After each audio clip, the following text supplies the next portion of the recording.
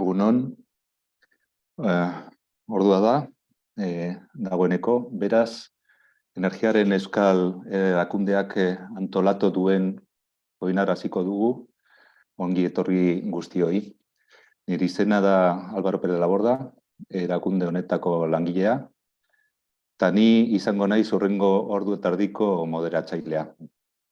Mintegiaren izenburua da energia komunitateak eta autokonsumo kolektiboa tokiko administrazioan. Webinar osoa grabatuko da eta energiaren euskal erakundearen webgunean aurkituko duzue grabazioaren esteka. Berrikusi edo zabaldu nahi baduzue. Hain zuzen leku berean egongo dira aurkezpenak ere. Hay más de 150 inscritos en esta jornada, de lo cual deducimos que hay mucho interés en las administraciones locales por conocer más profundamente el autoconsumo fotovoltaico y las comunidades energéticas.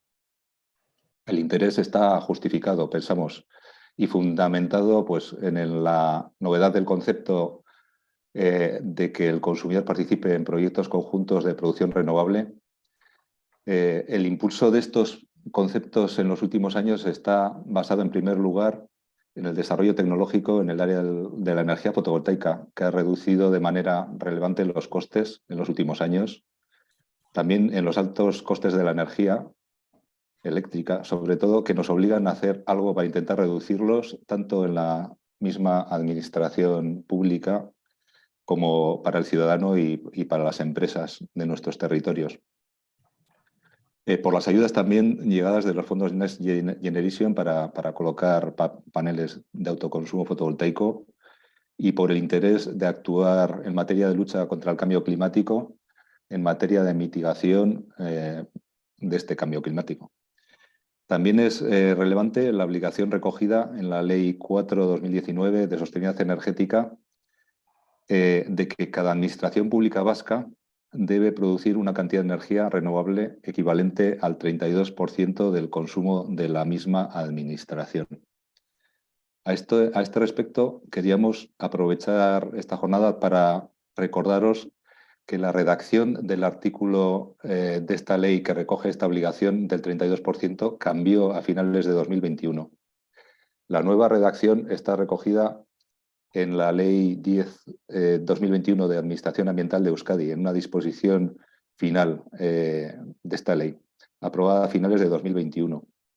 Originalmente, la Ley 4 hablaba de que para cumplir esta obligación de energía procedente de instalaciones en los mismos edificios, o sea,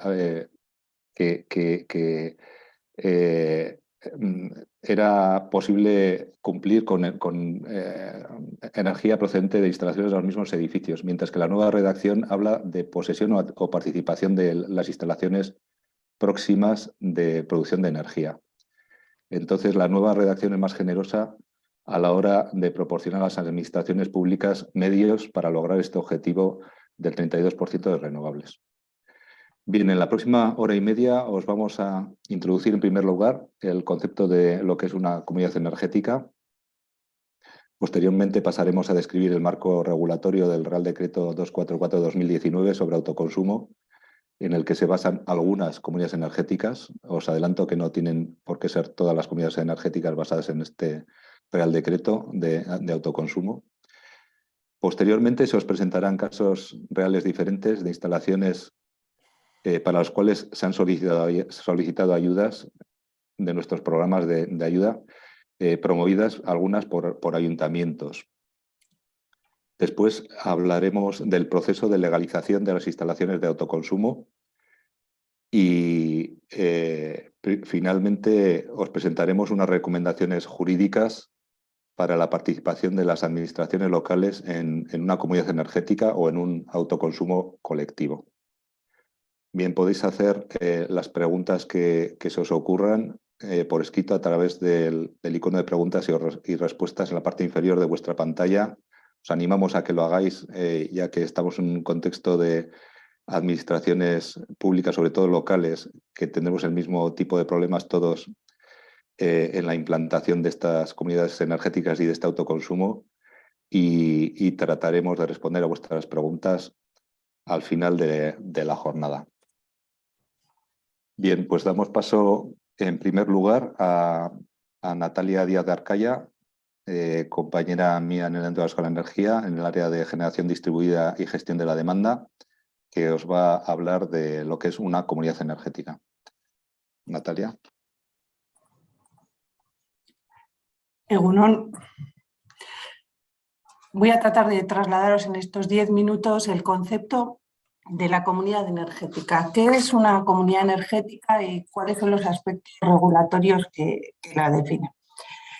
Para intentar trasladaros esto de manera ordenada, haremos en un primer apartado un análisis de las definiciones jurídicas que definen a las comunidades energéticas y luego me gustaría analizar cuál es el contexto energético y normativo que está haciendo que desde las administraciones locales, comarcales y de gobierno estemos intentando promover este modelo de consumo y producción de energía. Y cerraremos con unas conclusiones. Empezamos. Es una comunidad energética. Una comunidad energética es una entidad jurídica de naturaleza abierta y voluntaria donde sus integrantes deciden directamente cómo producir, consumir, autoconsumir, almacenar e intercambiar la energía. Podemos ceñirnos a esta definición para entender el concepto de manera directa. Sin embargo, vamos a analizar las definiciones que a nivel jurídico nos tratan de contextualizar este modelo de consumo. A nivel europeo disponemos de 2 directivas que las definen. La Comunidad Ciudadana de Energía, que queda definida en la Directiva 2019/944 sobre normas comunes para el mercado interior de la electricidad, y la Comunidad de Energías Renovables, definida en la Directiva del 2018/2001 del fomento de uso de energía procedente de fuentes renovables. A nivel regulatorio español se ha traspuesto poco y de manera escueta, pero lo que tenemos queda recogido en el Real Decreto Ley 23/2020 que define las comunidades de energía renovable. Bueno, escueto, como digo, marco jurídico pretende aportar con mayor o menor éxito un marco jurídico favorable, facilitador, un marco jurídico que dé seguridad a aquellas agrupaciones o a aquellos ciudadanos o a aquellas administraciones públicas que decidan promover comunidades energéticas. Digamos que las comunidades energéticas nos hacen trabajar en un entorno de mercado, que la regulación está preparada para otro tipo de agentes y ahora empezamos a entrar otro tipo de integrantes, de socios o miembros. Y como digo, pues con mayor o menor éxito desde la perspectiva jurídica se ha tratado de establecer un marco, pero falta mucho por definir, por trabajar y por transponer a nivel regulatorio. Vamos a comentar lo que tenemos en este momento. Bueno, en este momento tenemos la definición de Comunidad Ciudadana de Energía según la directiva que he comentado antes. Bueno, es una entidad jurídica, independiente, que se basa en la participación voluntaria y abierta, cuyo control efectivo lo ejercen socios o miembros que sean o personas físicas o autoridades locales o pymes, cuyo objetivo principal son los beneficios ambientales, económicos o sociales, más allá de la rentabilidad financiera, y que participa en la generación, en el suministro, consumo, agregación, almacenamiento de energía. Incluso se puede llegar a plantear comunidades energéticas con prestación de servicios de eficiencia energética. Hay casos que incluyen la rehabilitación o incluso la rehabilitación de edificios o incluso la prestación de servicios de recarga de vehículos eléctricos. Segunda definición, la de las comunidades de energías renovables. Nuevamente se define como una entidad jurídica independiente, nuevamente con participación abierta y voluntaria, autónoma, efectivamente controlada por socios o miembros situados en las proximidades de los proyectos de energías renovables que sean propiedad de dicha entidad jurídica y que las haya desarrollado. Aquí los socios o miembros tienen que ser o bien personas físicas o pymes o autoridades locales, y los beneficios directamente, al igual que el caso anterior, beneficios medioambientales, económicos o sociales para las zonas donde opera en lugar de las ganancias financieras.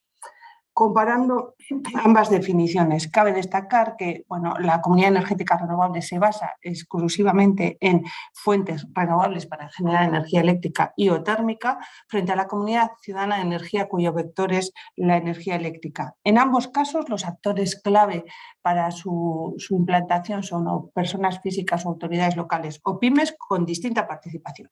Para el caso de la comunidad ciudadana de energía, sus miembros pueden ser cualquier actor, pero el control efectivo reside ahí, en esos agentes que he mencionado, y sin embargo, para las comunidades energéticas renovables, los actores solo pueden ser los mencionados, personas físicas, autoridades locales y pymes. Bueno, trasladada de manera muy resumida a lo que definen las directivas, queda pendiente una transposición detallada de estas directivas. En todo caso, como decía, tenemos la definición que establece el Real Decreto Ley 23/2020 de las comunidades de energías renovables. Me gustaría que analicemos en detalle lo que dice esta definición. Hemos dicho que son entidades jurídicas basadas en la participación abierta y voluntaria, autónomas y efectivamente controladas por socios o miembros situados en las proximidades de los proyectos de energías renovables que éstas han desarrollado y cuyos socios o miembros son personas físicas, autoridades locales o municipios. Bien, hemos ido repitiendo a lo largo de la presentación unas definiciones relativamente parecidas. Me gustaría que analicemos lo que hay detrás de cada palabra. Cuando decimos que una comunidad energética es una entidad jurídica independiente, estamos diciendo que una comunidad jurídica tiene que ser una entidad independiente, con CIF propio, que tiene que adquirir la forma jurídica que más le convenga. Hay desde asociaciones hasta cooperativas, incluso sociedades limitadas. Tendrá unos estatutos que marcarán el proceso y la gobernanza de la propia comunidad energética, pero que como mínimo se tiene que garantizar que esa gobernanza asegure autonomía a la propia comunidad energética, que la propiedad y control esté en los integrantes y socios y miembros de esa comunidad energética y que el propósito sean los beneficios medioambientales, económicos o sociales. Por tanto, cuando pensamos en comunidad energética tenemos que pensar en una entidad jurídica independiente. Decimos continuamente participación abierta. ¿Qué significa? El derecho de cualquier persona física o jurídica de naturaleza pública, privada o público-privada que quiere utilizar esos servicios de energía con las responsabilidades y normas recogidas en los estatutos y en las definiciones que hemos dicho. Pero abierta implica el derecho de cualquiera a poder participar siempre y cuando cumpla las normas que se establecen energética.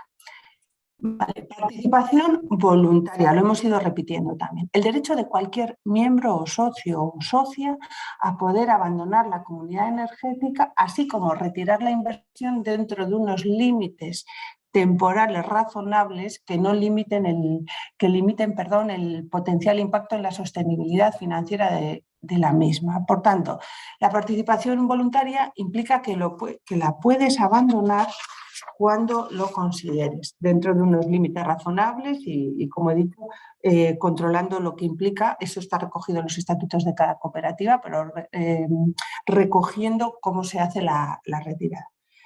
Y en cuanto al control efectivo, que también hemos ido mencionando, se entiende por control efectivo la capacidad de un miembro de la comunidad energética de ejercer una influencia decisiva sobre sus decisiones. Por tanto, hemos hablado de una entidad jurídica independiente, con participación abierta, voluntaria y el control efectivo ubicado o bien en personas físicas, pymes, autoridades locales o en agentes próximos localizados próximamente al proyecto de generación. Vale.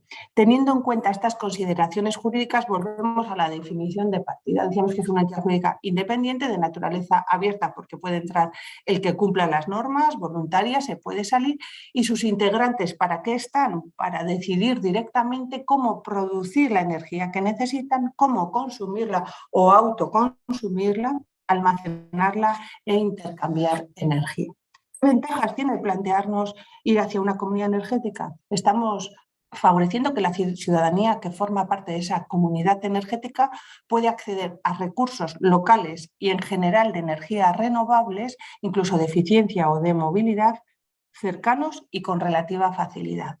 Lo más importante, la gobernanza. Estamos ante un cambio de modelo que posibilita que los usuarios, las usuarias que son miembros de esa comunidad energética, toman el control, asumen la decisión y la responsabilidad de cómo generan y consumen su energía. Normalmente van asociados a proyectos de economía local que favorecen que se creen oportunidades de inversión a nivel local y los beneficios, bueno, pues ambientales en cuanto a la generación y sociales en cuanto a la creación de empleo local. Como ventaja, todas ellas están asociadas a generar la energía que necesitas cerca y con el criterio y la gobernanza de los miembros que componen la comunidad energética. Los inconvenientes, sobre todo, fundamentalmente, los asociados a nivel jurídico, técnico y administrativo para la definición del proyecto, para su tramitación, para su puesta en marcha y para mantenerlo, su modelo de gobernanza a lo largo del tiempo. Digamos que es un modelo conceptualmente disruptivo, que digamos, favorece una nueva forma de consumir energía en la que entramos nuevos agentes. Entra de forma clara la ciudadanía. ¿Qué ocurre? Que como ciudadanía no siempre tenemos los conceptos, no siempre tenemos el conocimiento ni el tiempo que favorece que seamos capaces de desarrollar el proyecto completo. Quizá esa sería la mayor dificultad, que nos estamos enfrentando a proyectos energéticos que tienen, bueno, una cierta complejidad. Dicho esto, tenemos las definiciones, y recapitulando, las definiciones que han ido recogiendo las directivas, el Real Decreto Ley. A nivel regulatorio me gustaría poner sobre la mesa también la importancia del Real Decreto 244, por el que se regulan las condiciones administrativas, técnicas y económicas del autoconsumo, el famoso decreto del autoconsumo que provocó la entrada masiva de autoconsumo en nuestras instalaciones. Y me gustaría traer aquí ya este decreto, no porque tenga una implicación directa en las comunidades energéticas, pero porque efectivamente el hecho de estos nuevos modelos de autoconsumo que favoreció ese Real Decreto ha favorecido que entren en acción nuevos modelos de comunidades energéticas basados en el autoconsumo compartido. Como ha dicho ya Álvaro en la introducción, no toda comunidad energética se basa en autoconsumo compartido, pero muchas de ellas sí, y es indudable que el Real Decreto 244 ha sido un catalizador de este modelo. A nivel de Euskadi, bueno, pues nuestro marco normativo, pues a nivel de documentos estratégicos y de plan estratégico, los documentos ya aprobados y que en este momento, digamos, trabajamos sobre ellos, la Estrategia 3-2030, el Plan Estratégico de Transición Energética y Cambio Climático, incluso la Ley de Transición Energética y Cambio Climático y PTS de renovables que se aprobarán. Bueno, todos estos documentos regulatorios en mayor o menor medida pivotan sobre un concepto: el consumidor y la consumidora activa, aspecto clave en la transición energética vasca y en el modelo de las comunidades energéticas. Y me gustaría ya trasladar las definiciones, pararme un momento en la figura del consumidor y consumidora activa como punto de entrada al análisis de los aspectos normativos y energéticos colaterales que nos hacen como administraciones plantearnos la promoción de las comunidades energéticas. Entendido el Natalia, concepto, perdona, te sí. quedan 2 minutos. Sí, estoy acabando ya. Venga, entendido el concepto, lo más importante de una comunidad energética desde el punto de vista del EVE es entender que posibilita que el consumidor de energía se pueda comportar como un consumidor activo.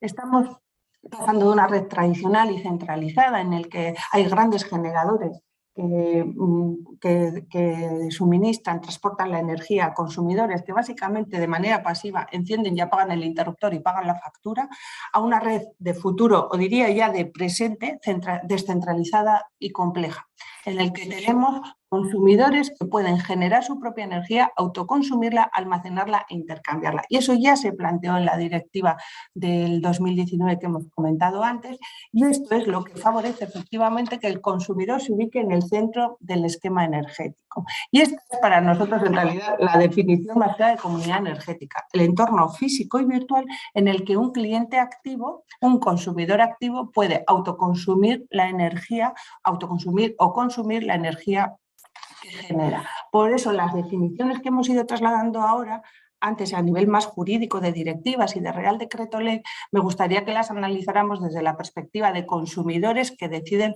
cómo consumir su energía. Por eso, en este esquema planteamos en el centro el consumidor, la consumidora activa, desde la importancia que tiene el autoconsumo y el Real Decreto en la figura y en los modelos de comunidades energéticas que han ido surgiendo, la figura de la agregación. Surge la figura del agregador y la gestión de la demanda para ganar representatividad en el mercado eléctrico, y esto motiva que si vamos a funcionar con modelos de energía diferentes, estemos ante un futuro de innovación y digitalizado que permita los intercambios. Por tanto, cierro con una comunidad energética entendida como el entorno físico y virtual en el que un consumidor activo puede actuar como tal.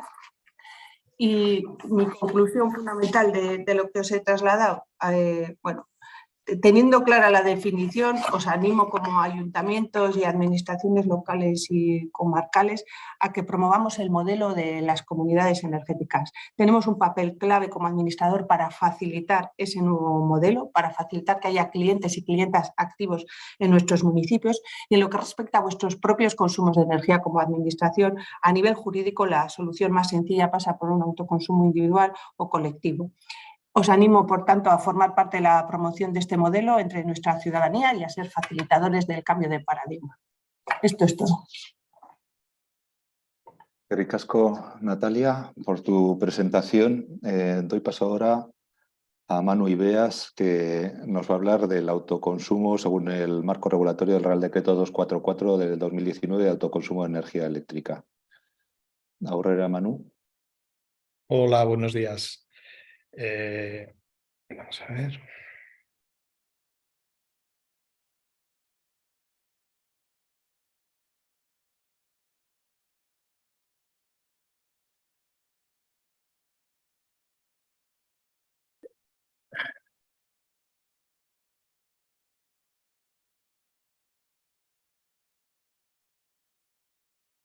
A ver, no sé si estoy compartiendo la pantalla.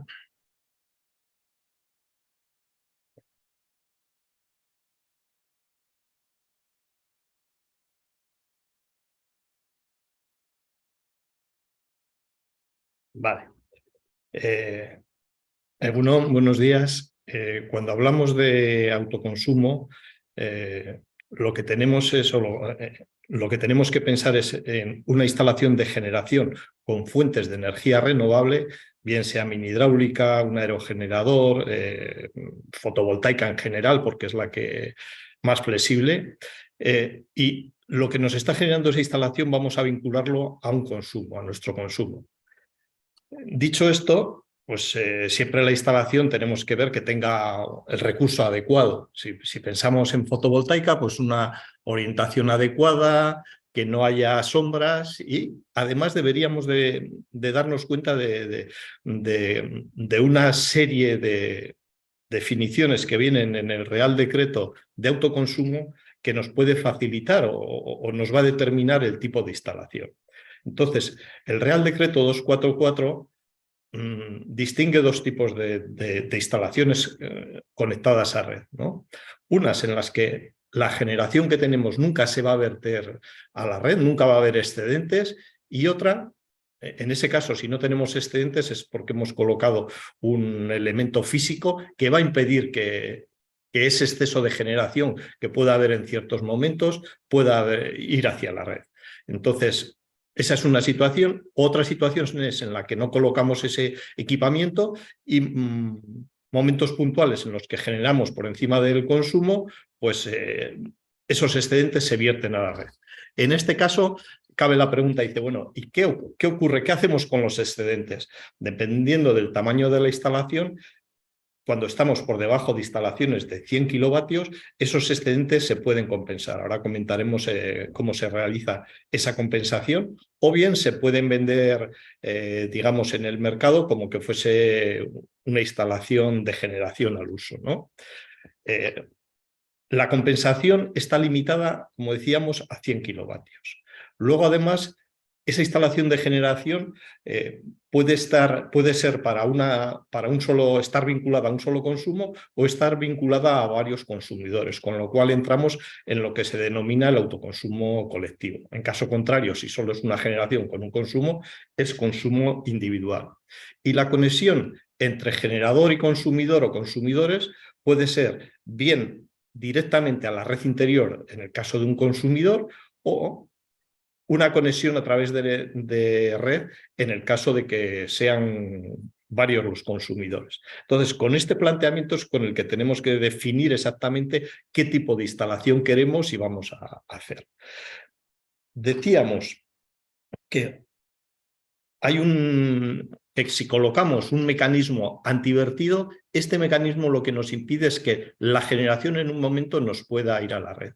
No vale decir, bueno, yo pongo una generación y no cierro, digamos, el círculo con la comercializadora para ver qué pasa con los excedentes, pero tampoco coloco el mecanismo antivertido. Eso estaríamos en una indefinición que no lo permite el Real Decreto 244. Siempre o colocamos este mecanismo, se dan casos, por ejemplo, ahora recientemente ve que está haciendo una instalación de en torno a 1 megavatio, pero el consumo base que tiene está muy por encima de ese megavatio. Entonces, esa generación, digamos, va a ser siempre consumida por el BEC. No se va a dar el caso, aunque no existiese el mecanismo, no habría vertido a red. Pero se coloca ese mecanismo para legalmente, digamos, decir, estoy con una instalación antivertido, no voy a verter nunca, y eso facilita enormemente la tramitación. De hecho, no hay que solicitar lo que se denominan permisos de acceso y conexión, que es el ponerse de acuerdo con la distribuidora, el decir a la distribuidora, oye, quiero poner una instalación de generación, a ver qué limitaciones tengo, qué tipo de protecciones tengo que colocar o qué condicionantes. Entonces, digamos que, bueno, insisto en que este mecanismo antivertido es importante en muchas instalaciones y facilita mucho la tramitación. Hemos dicho que para instalaciones de hasta 100 kilovatios podemos optar por el mecanismo de compensar excedentes. En esta gráfica tendríamos en un día desde las 0 horas hasta las 24, cómo tenemos nuestro consumo. La línea azul, todo lo que está pintado en azul sería el consumo que tenemos. Si a eso le añadimos una instalación de generación, lo que nos da es esta figura tipo campana, en la que vemos dos colores, uno amarillo en la parte baja, que significa que eso directamente es energía que no hemos consumido, la hemos generado y nos hemos evitado el comprar esa energía, pero además en ciertos momentos hemos generado más por encima del consumo que tenemos y tenemos un área en verde que son excedentes. ¿Qué ocurre con estos excedentes?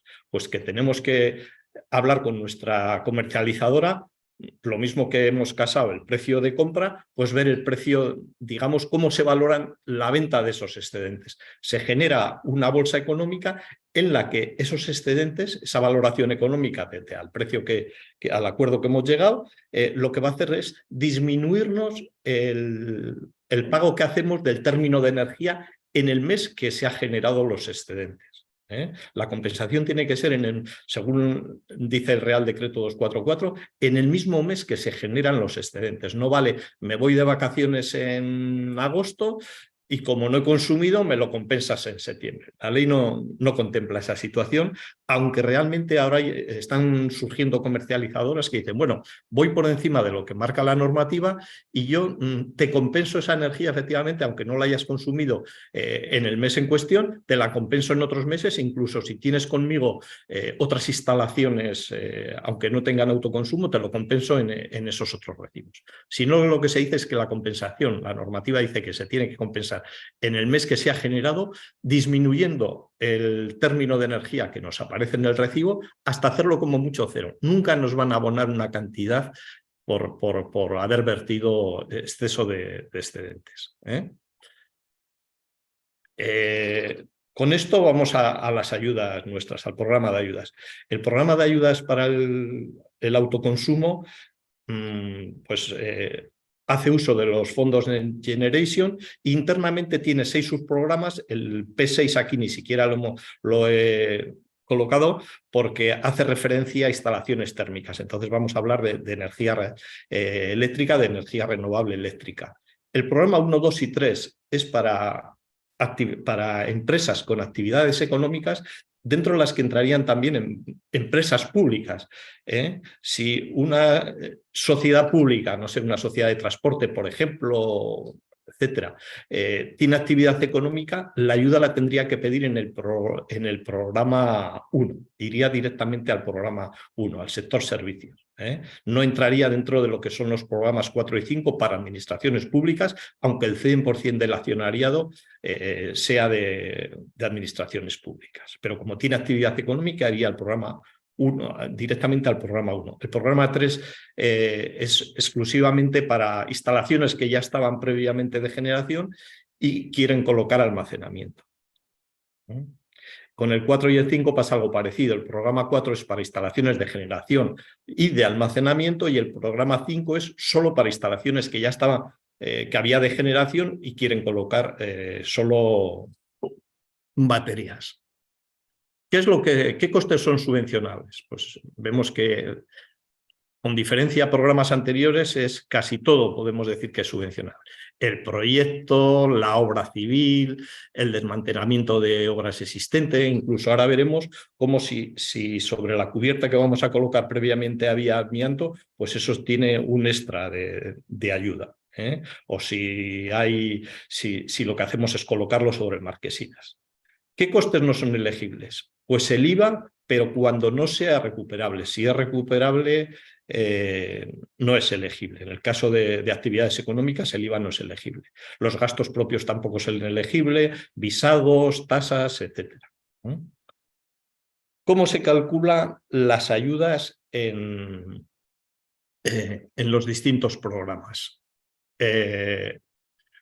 Para el programa 1, 2 y 3, en este caso aquí hemos puesto la tabla de las ayudas, digamos, máximas. Por un lado estarían, digamos, tenemos las potencias, y en función de esas potencias unas inversiones máximas que se nos reconoce que podemos hacer. Lo que exceda de estas inversiones máximas ya no sería subvencionable. ¿Y qué porcentaje se le aplica a esas inversiones que hemos realizado? Pues depende del tamaño de la empresa. Si son empresas consideradas pequeñas, pues en el caso de que sean instalaciones de pequeña potencia, por debajo de 10 kilovatios, se llega a un 45%, sin un 35%. En el caso de medianas empresas, un 25%, y en el de grandes empresas, un 15%. Lo de pequeña, mediana o grande también tiene que tener en cuenta las empresas que hay vinculadas a esa empresa en cuestión o que están participadas por ella. Una gran empresa que tiene el 100% de acciones de una pequeña empresa, pues digamos, los datos a la hora de definir si es pequeña, mediana o grande se le sumarían también en este caso el de la gran empresa. No por el hecho de tener pocos trabajadores y poca facturación es automáticamente pequeña empresa, sino hay que tener en cuenta las empresas asociadas y vinculadas. Entonces, ¿cómo se hace el cálculo? Pues dependiendo de la potencia que hemos instalado, se aplica un tanto por ciento, como decíamos, y además si estamos en un municipio cuyo núcleo es menor de 5.000 habitantes, hay una lista, el IDA publica una lista, pues se le añade a estos porcentajes de entre el 15 y el 45 otro 5% adicional. El coste de la subvención es el menor, como decimos, por cada kilovatio, entre el que aparece en la tabla o el que directamente nosotros tenemos en nuestro presupuesto. Por ejemplo, una instalación de hasta 10 kilovatios. Sería subvencionable 11.880 euros en presupuesto. Lo que esté por encima de esa cantidad no sería subvencionable. Si el presupuesto es de 10.000 euros, pues cogemos esa cantidad en vez de los 11.880. Se le aplica lo que hemos dicho, el coste menor de los dos, y un coste complementario en el caso de que quitemos amianto o coloquemos sobre marquesina la instalación.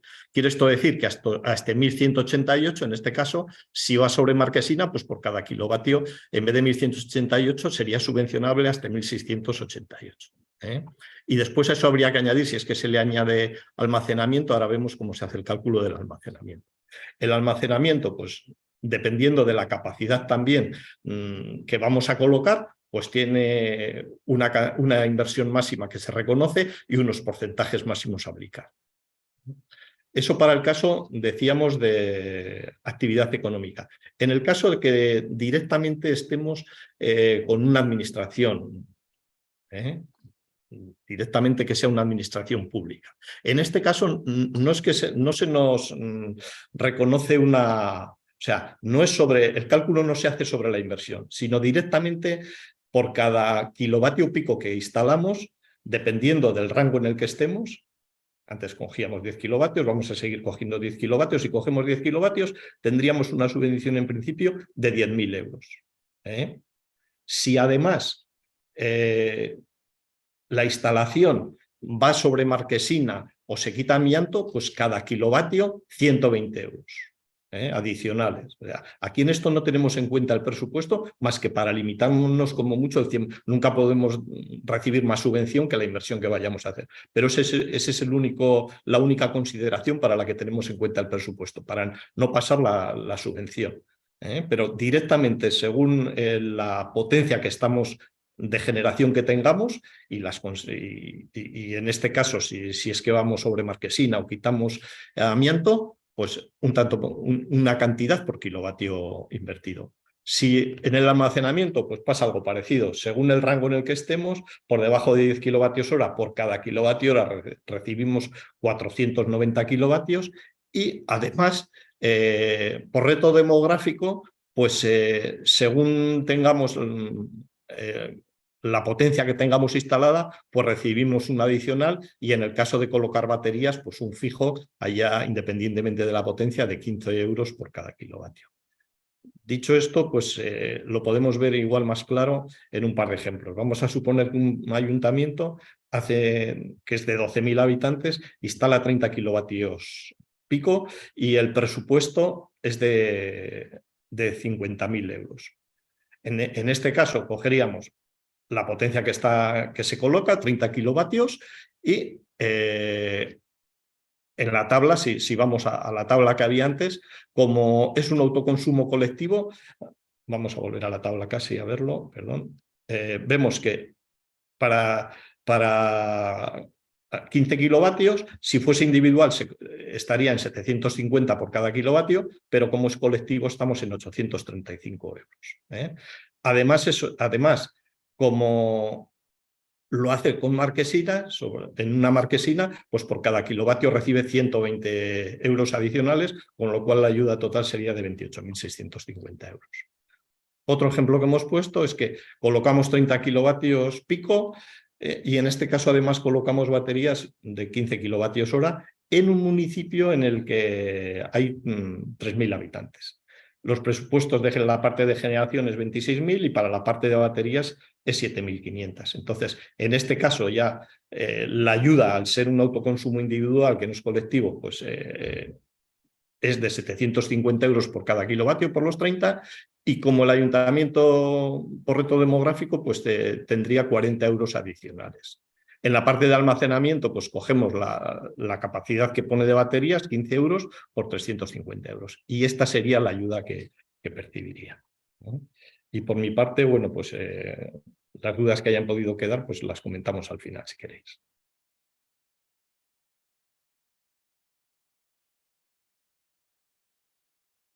Eskerrik asko, Manu, por tu presentación. El próximo ponente va a ser Óscar Puche, compañero también del Ente Vasco de la Energía, que os va a presentar varios ejemplos de instalaciones concretas y realizar un pequeño análisis técnico-económico de las mismas. Aurrera, Óscar.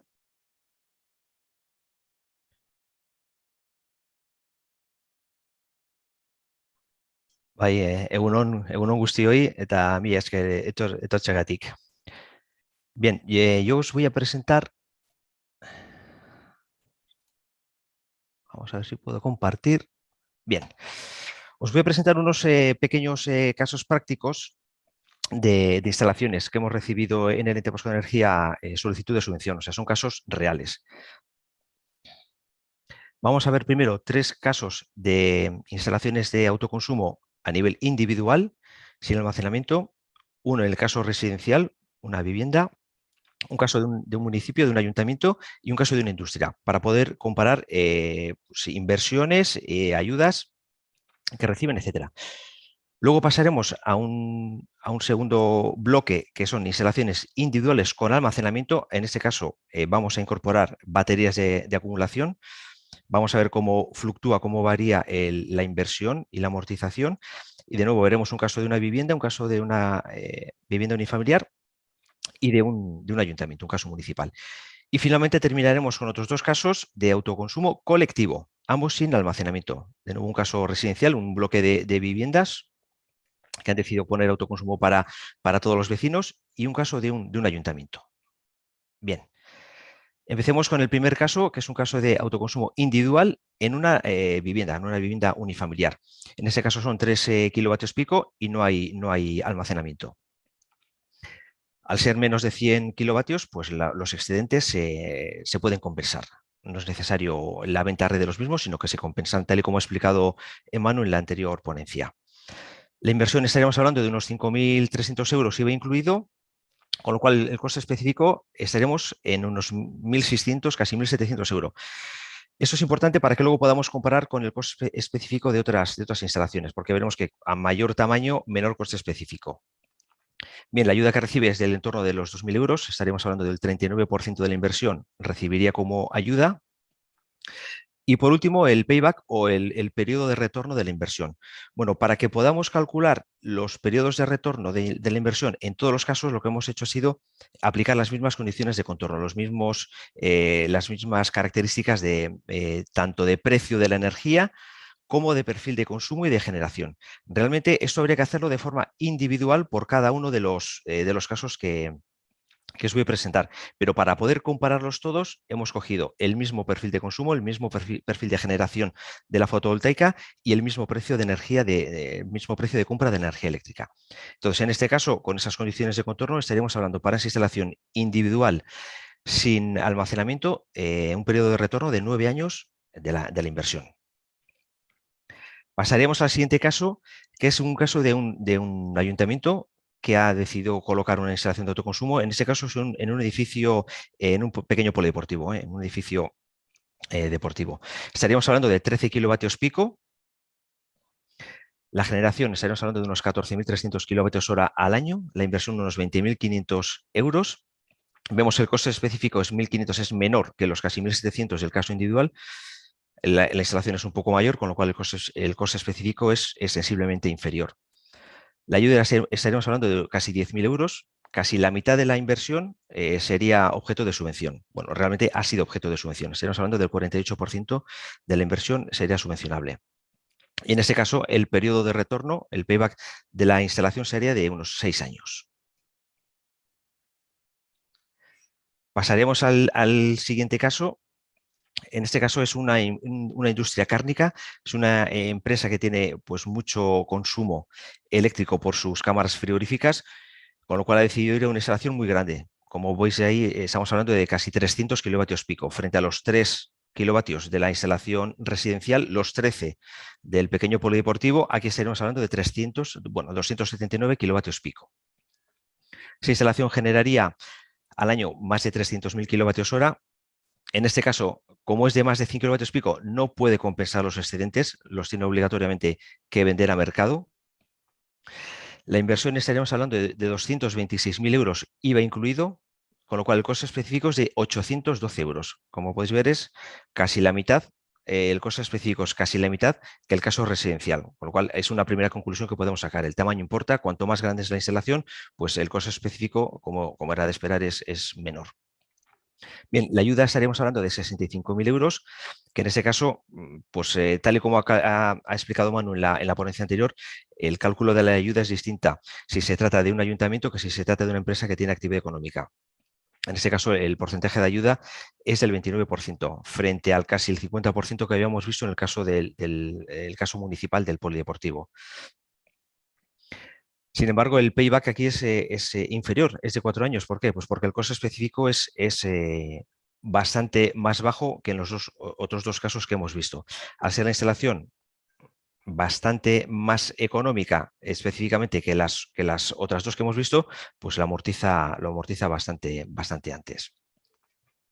Bien, hemos visto esos 3 casos de autoconsumos individuales sin almacenamiento. Vamos a ver ahora 2 casos de autoconsumos individuales con almacenamiento. Son instalaciones a las que, además de la fotovoltaica, se le añade una pequeña batería de acumulación. ¿Para qué? Pues para no verter esos excedentes. En principio son instalaciones que, si están bien dimensionadas, no debería tener excedentes, porque aquella energía que se está generando y que no hay consumo, que en una instalación sin batería serían excedentes, en este caso esos excedentes se introducen o se meten a la batería, de forma que lo que estamos haciendo es cargando la batería. ¿Para qué? Para que en aquellos momentos en los que no hay generación, por ejemplo de noche, y que la energía es cara, es más cara que durante el día, en lugar de comprar de la red, vamos a tirar de la batería de la energía que hemos almacenado durante el día y vamos a autoconsumir la energía que nuestra instalación está demandando, no de la red, que la energía es cara, sino de la batería. Bien, en este caso concreto se trata de una vivienda unifamiliar. Estaríamos hablando de 5 kilovatios pico y de un almacenamiento con una capacidad de 5 kilovatios hora. Esta instalación generaría unos 5.940 kilovatios hora año. En el caso de que hubiera excedentes, estos se compensarían al ser menor de 100 kilovatios hora. La inversión estaríamos hablando de 12.266 euros, IVA incluido, de los cuales 7.970 van para la instalación de generación, para la instalación fotovoltaica, y 4.200 van para la instalación de baterías. La ayuda total es de 6.000 euros, estaremos hablando pues de un 49, casi 50% de ayuda respecto a la inversión que va a ejecutar esta persona. Bien, aquí el periodo de amortización se nos va hasta los 8 años, básicamente porque las baterías todavía, a pesar de que tengan un componente de subvención muy elevado, todavía son elementos pues, que son caros. Y porque realmente la batería está compitiendo directamente contra el efecto de los excedentes, de la compensación de los excedentes. Con lo cual, bueno, sumando ambos factores, hace que los periodos de amortización cuando tenemos baterías pues se nos eleven un poquito más. Bien, hemos visto el caso de una vivienda unifamiliar a la que a la instalación de consumo le dota de almacenamiento. Vamos a ver el caso de un ayuntamiento, en este caso es un colegio público, en el que el ayuntamiento ha decidido colocar una instalación de 23,7 kilovatios pico y que le va a sumar una batería, un pack de baterías de 33 kilovatios hora. La instalación de generación en la fotovoltaica generaría 26.000 kilovatios hora al año. Los excedentes, en el caso de que los hubiera, se podrían compensar al estar hablando de menos de 100 kilovatios pico. La inversión es de 70.751 euros, de los cuales 37.000 se destinan a la ejecución de la instalación fotovoltaica y 33.770 se dedican a la instalación de almacenamiento. La ayuda que se le ha concedido a estas instalaciones de 32.782 euros, estaríamos hablando casi del 50%, en ese caso del 46% respecto a la inversión que nos ha presentado este ayuntamiento, y el payback se nos va a 11 años, por el mismo motivo que hemos visto en el caso del residencial. Las baterías todavía son elementos caros, a pesar de que tienen un componente de subvención pues muy elevado, más incluso que la propia fotovoltaica, tiene mucho porcentaje de subvención, pero aún así, entre que son elementos caros y que el almacenamiento compite de forma directa contra la compensación que tienen que ofrecer por ley las comercializadoras, pues hace que los equipos, las instalaciones que tengan almacenamiento, pues se nos vayan un poquito en cuanto al payback o al retorno de la inversión. Bien, y finalmente vamos a terminar con 2 ejemplos de autoconsumo colectivo sin almacenamiento. El primer caso sería un edificio de viviendas en el que, bueno, los 27 vecinos que componen este bloque de viviendas han decidido instalar una instalación de autoconsumo compartido, pues para que abastezca de energía eléctrica a todos los vecinos del edificio.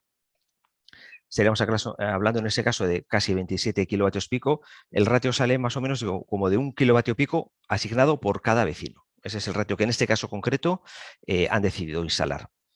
Estaríamos hablando de una generación de unos 29.600 kilovatios hora al año, con una inversión de 39.730 euros, un coste específico de unos 1.500, casi 1.500 euros por kilovatio pico instalado y una ayuda de 22.211 euros. Aquí en este caso estaríamos hablando un porcentaje de subvención del 56% respecto a la inversión que van a ejecutar en estos vecinos en este edificio de viviendas. Es un porcentaje de subvención elevado básicamente por dos factores, que los ha comentado Manu en la ponencia anterior. Primero, porque se trata de un autoconsumo colectivo y el colectivo tiene un pequeño plus de subvención respecto a un autoconsumo individual. Y segundo, porque esa instalación se está ejecutando en un municipio de reto demográfico de menos de 5.000 habitantes, con lo cual tiene ese otro pequeño plus por reto demográfico. Con lo cual, sumando ambos conceptos, pues hace que esa instalación tenga un porcentaje de subvención para ser un edificio residencial pues muy, muy interesante. Con lo cual, el payback, pues estaríamos hablando de unos 5 años. Y para finalizar, pues vamos a ver el ejemplo de un edificio, de un caso de autoconsumo colectivo de un ayuntamiento. En este caso, la instalación se coloca en un edificio de educación, es un colegio público, y va a abastecer a 4 edificios. No solo va a consumir el propio edificio en el que se ejecuta la instalación, pero además van a autoconsumir otros 3 edificios que están cerca de ese mismo edificio, de este colegio público. En este caso, la instalación es de 40 kilovatios pico, con una inversión de 43.953 euros IVA incluido, con ese coste específico de poco más de 1.000 euros. La ayuda que se le ha concedido por parte del Ente Vasco de la Energía a esa instalación es de 33.400 euros y, como podéis ver, pues es un porcentaje del 76% respecto a la inversión presentada, pues muy, muy elevado, es muy, muy interesante. De nuevo, tenemos en este caso el plus del autoconsumo compartido, con lo cual le damos un pequeño margen más de subvención respecto a una instalación individual, si esta fuera una instalación individual solamente para ese colegio. Con lo cual, gracias a ese elevado porcentaje de subvención, pues el payback es de poco más de 2 años. Es una instalación que se va a amortizar enseguida. En 2 añitos esa instalación estaría amortizada. Entonces, por mi parte, sería todo, Álvaro. Como conclusiones, pues podríamos ver, lo primero, que el tamaño importa, que a medida que la instalación es de mayor tamaño, su coste específico es menor, con lo cual pues podríamos hablar de una amortización antes, y que luego que hay 2 conceptos que son muy importantes, que son el reto demográfico para ese plus de ayuda, y por otro lado el que sea autoconsumo compartido, que se le da también un plus más a la ayuda que se le concede desde el Ente Vasco de la Energía. Y por mi parte, Álvaro, pues sería todo, y luego si queréis en la ronda de preguntas, pues las que hayan salido contestaremos. Eskerrik asko. Pues sí, parece que se van animando el tema de preguntas y respuestas, y vamos a tener un interesante debate al final de la jornada. La siguiente ponente es Ana San Pedro, trabajadora del Gobierno vasco, y está en el Departamento de Desarrollo Económico, Sostenibilidad y Medio Ambiente, la Dirección de Proyectos Estratégicos y Administración Industrial, y nos va a hablar del proceso de legalización de las instalaciones de autoconsumo. Adelante, Ana. Hola, buenos días a todos. Según Angusti hoy. Vamos a compartir la pantalla y os voy contando un poquito. Vale, pues como ha dicho Álvaro, yo trabajo en el Gobierno vasco, en el Departamento de Desarrollo Económico, y voy a tratar de ilustraros cuál es la tramitación que tienen que seguir las instalaciones de autoconsumo, ¿de acuerdo? Y me voy a centrar en la tramitación de las instalaciones que realizamos nosotros, lo que se llaman las tramitaciones de industria, que se realizan por las delegaciones territoriales de administración industrial. De esa forma, no voy a mencionar otro tipo de trámites, como pueden ser licencias de obra, actividad, permisos urbanísticos o evaluación medioambiental. ¿Vale? A la hora de la ponencia voy a seguir un orden cronológico de los trámites que se deben seguir a la hora de tramitar una instalación de autoconsumo. Voy a mencionar el tema de las garantías económicas, permisos de acceso y conexión a la red de distribución o la red de transporte, la tramitación propiamente dicha en industria, que puede ser mediante autorización administrativa o declaración responsable, y luego también voy a comentar un poquito los registros que existen de autoconsumo y registro de productores. Vale. Empiezo por el tema de las garantías económicas. Estas garantías económicas están reguladas vía Real Decreto, ¿de acuerdo? A lo largo de la ponencia me voy a ahorrar mencionar todas las normativas, ¿de acuerdo? Para no ser muy pesada. Entonces, bueno, estas garantías son necesarias para solicitar permisos de acceso y conexión a la empresa distribuidora o a la empresa transportista. En el País Vasco tenemos varias empresas distribuidoras, la más conocida es IDE, que pertenece al grupo Iberdrola, y aunque tenemos otras en Tolosa o en Oñati, y luego la empresa transportista es Red Eléctrica, aunque pocas instalaciones de autoconsumo se van a conectar con la empresa de transporte. No todas las instalaciones de autoconsumo van a tener que depositar una garantía económica, ¿de acuerdo? Solamente aquellas que van a tener excedentes, es decir, van a verter a la red y tienen una potencia superior a los 100 kilovatios. ¿Cómo se tramita esta garantía económica? Bueno, pues se hace en la Tesorería del País Vasco. Aquí tenéis el email por si tiene que hacer alguna consulta. Estas garantías pueden tener la forma de aval, un seguro de caución o una transferencia bancaria. Una vez depositada, la Tesorería va a emitir un resguardo. Con este resguardo se hace ya un trámite en DESMA, que es nuestro departamento, lo que es industria, que es un trámite de tipo GX. A lo largo de la ponencia he ido marcando los diferentes trámites así en rojito para que los vayamos viendo y luego ya los voy a señalar dónde están todos en nuestra página web. Entonces, una vez que tenéis ese resguardo, vais a solicitar el certificado de la adecuada constitución de la garantía, que lo vais a necesitar para poder tramitar los permisos de acceso. ¿Vale? En la página web del departamento tenemos diferentes notas de información, en concreto tenemos una sobre las garantías económicas, que es el que os linko aquí, ¿vale? En este PDF. ¿Vale? Una vez que tenemos la garantía, vamos a tener los permisos de acceso y conexión. Todas las instalaciones eléctricas que estén conectadas a una red eléctrica tienen que haber tenido unos permisos de acceso y conexión, ¿de acuerdo? Y este es un trámite que se va a realizar con la empresa distribuidora o la empresa transportista, lo que conocemos como IDE o Iberdrola, ¿vale? Pero no todos los autoconsumos van a tener que solicitar este permiso de acceso y conexión. Hay que pensar que las instalaciones de autoconsumo ya tienen un consumidor, ya tienen unos permisos de acceso para ese consumidor. Entonces, solo ciertas instalaciones van a tener que hacer estos trámites. ¿Quiénes lo tienen que hacer? Pues, por ejemplo, instalaciones con excedentes cuya potencia sea superior a los 15 kilovatios o aquellas que sin superar estos 15 kilovatios están ubicadas en suelo no urbanizado. ¿Vale? Aquí os he puesto un link de la empresa IDE donde se hacen este tipo de trámites. Y ahora os remarco dos temas, ¿vale? Los autoconsumos colectivos que no cumplan estas condiciones, es decir, que sean de potencia inferior a 15 kilovatios y estén en suelo urbanizado, en principio están exentos de tramitar estos permisos de acceso y conexión. Sin embargo, sí que tienen que abrir un expediente con la empresa distribuidora para obtener el CAU. El CAU es el código de autoconsumo. Es el identificativo que va a permitir identificar esta instalación de autoconsumo tanto con industria, con la empresa distribuidora, la empresa comercializadora, incluso con Madrid. Entonces, en autoconsumos colectivos no se sabe cuál va a ser y nos lo tiene que dar la empresa distribuidora. ¿De acuerdo? Por eso tenemos que abrir un expediente. Y otro es que el contrato que tiene el consumidor asociado a ese autoconsumo tiene que tener un suministro definitivo. No puede ser un contrato de obras ni puede ser un contrato temporal. Yo os he dicho al principio que solo voy a hablar de los trámites que hacemos en industria. Y diréis, estos trámites son todos con la empresa distribuidora. Sí. ¿Qué ocurre? Que si estos trámites no se hacen previamente a hacer el trámite con industria, el último fase de nuestros trámites nos va a generar problemas. No se van a poder realizar las modificaciones en los contratos y nos lo va a rechazar. Si nos lo rechaza, pues prácticamente habría que anularlo todo y volver a tramitar, ¿de acuerdo? Por eso es muy importante haber tramitado correctamente estos permisos de acceso y conexión. Entonces, llegamos ya propiamente a lo que es la tramitación con industria. Esta puede ser de dos formas, mediante autorizaciones administrativas previas o mediante declaración responsable. Será una u otra en función de qué tipo de instalación estemos tramitando. ¿Quién va a estar sujeto a autorizaciones administrativas previas? Pues aquellas que tienen una potencia superior a los 100 kilovatios y que tienen excedentes, es decir, que vierten a la red.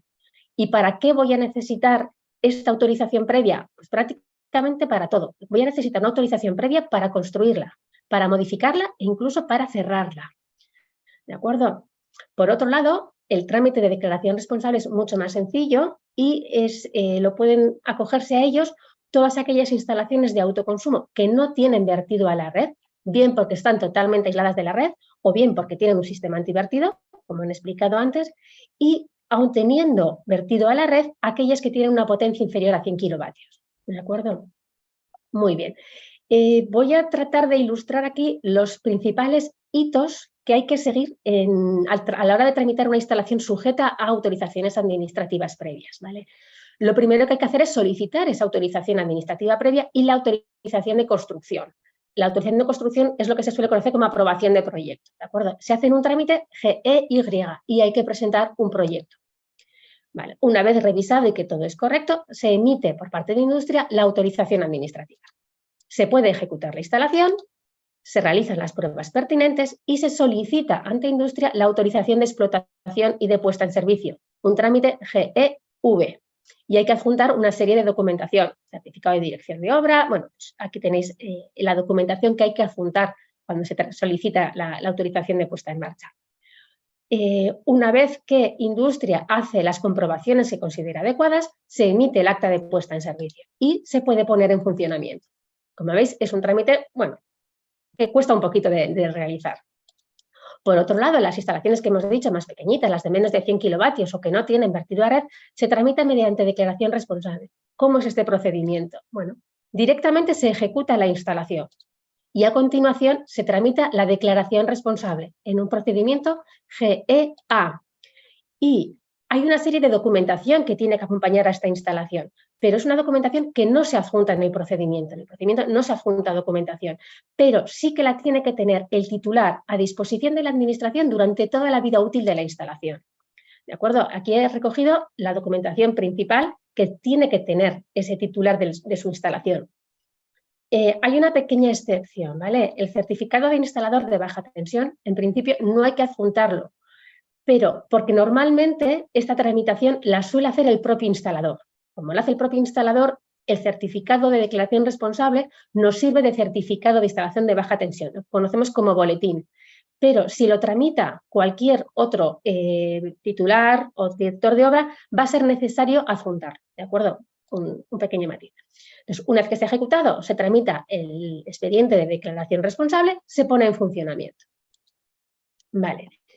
Toda esta tramitación es telemática, ¿vale? Y me voy a centrar un poco en la declaración responsable. Una vez que se ha introducido toda la información en la tramitación web, después os voy a mostrar un poquito las principales pantallas o alguna pantalla de cómo se tramita, se tienen que clicar una serie de cláusulas, pues protección de datos, que tengo esta documentación a disposición de la administración, que la instalación cumple toda la normativa, es decir, se configura con toda esta documentación, con toda esa información, el documento de declaración responsable, que lo va a firmar el tramitador, lo hace en nombre del titular. Al final, el último responsable de la instalación es el titular. Entonces, tenemos que tener muy claro que este documento de declaración responsable no es una mera solicitud, es una declaración responsable, es la que está dando garantías de que se cumple todo el procedimiento, ¿de acuerdo? Vale. Una vez que se ha rellenado todo, se ha firmado, se ha enviado y se ha tramitado, el departamento Industria va a enviar a la empresa distribuidora, que es otro de los datos que hay que rellenar, los datos del autoconsumo, ¿vale? Lo hacemos de forma prácticamente inmediata. A los pocos minutos de haberse tramitado ya lo tiene la empresa distribuidora. Con esto que conseguimos que la modificación en el contrato de acceso lo hace la empresa distribuidora directamente y lo comunica a la empresa comercializadora, siguiendo la normativa, ¿de acuerdo? Entonces, ya está todo el procedimiento hecho. Si lo que habíamos comentado inicialmente de los permisos de acceso y conexión no se ha realizado, Iberdrola al cabo de un tiempo nos lo va a rechazar. Nos va a decir, esto no está bien hecho. ¿Qué ocurre? Que nosotros no tenemos forma de volvérselo a enviar. Tendríamos que anular todo el expediente, esperar a que tramitarais los derechos de acceso y volveros a solicitar que tramitarais de nuevo la instalación, ¿de acuerdo? Por eso he incluido ese paso en la tramitación necesaria para industria.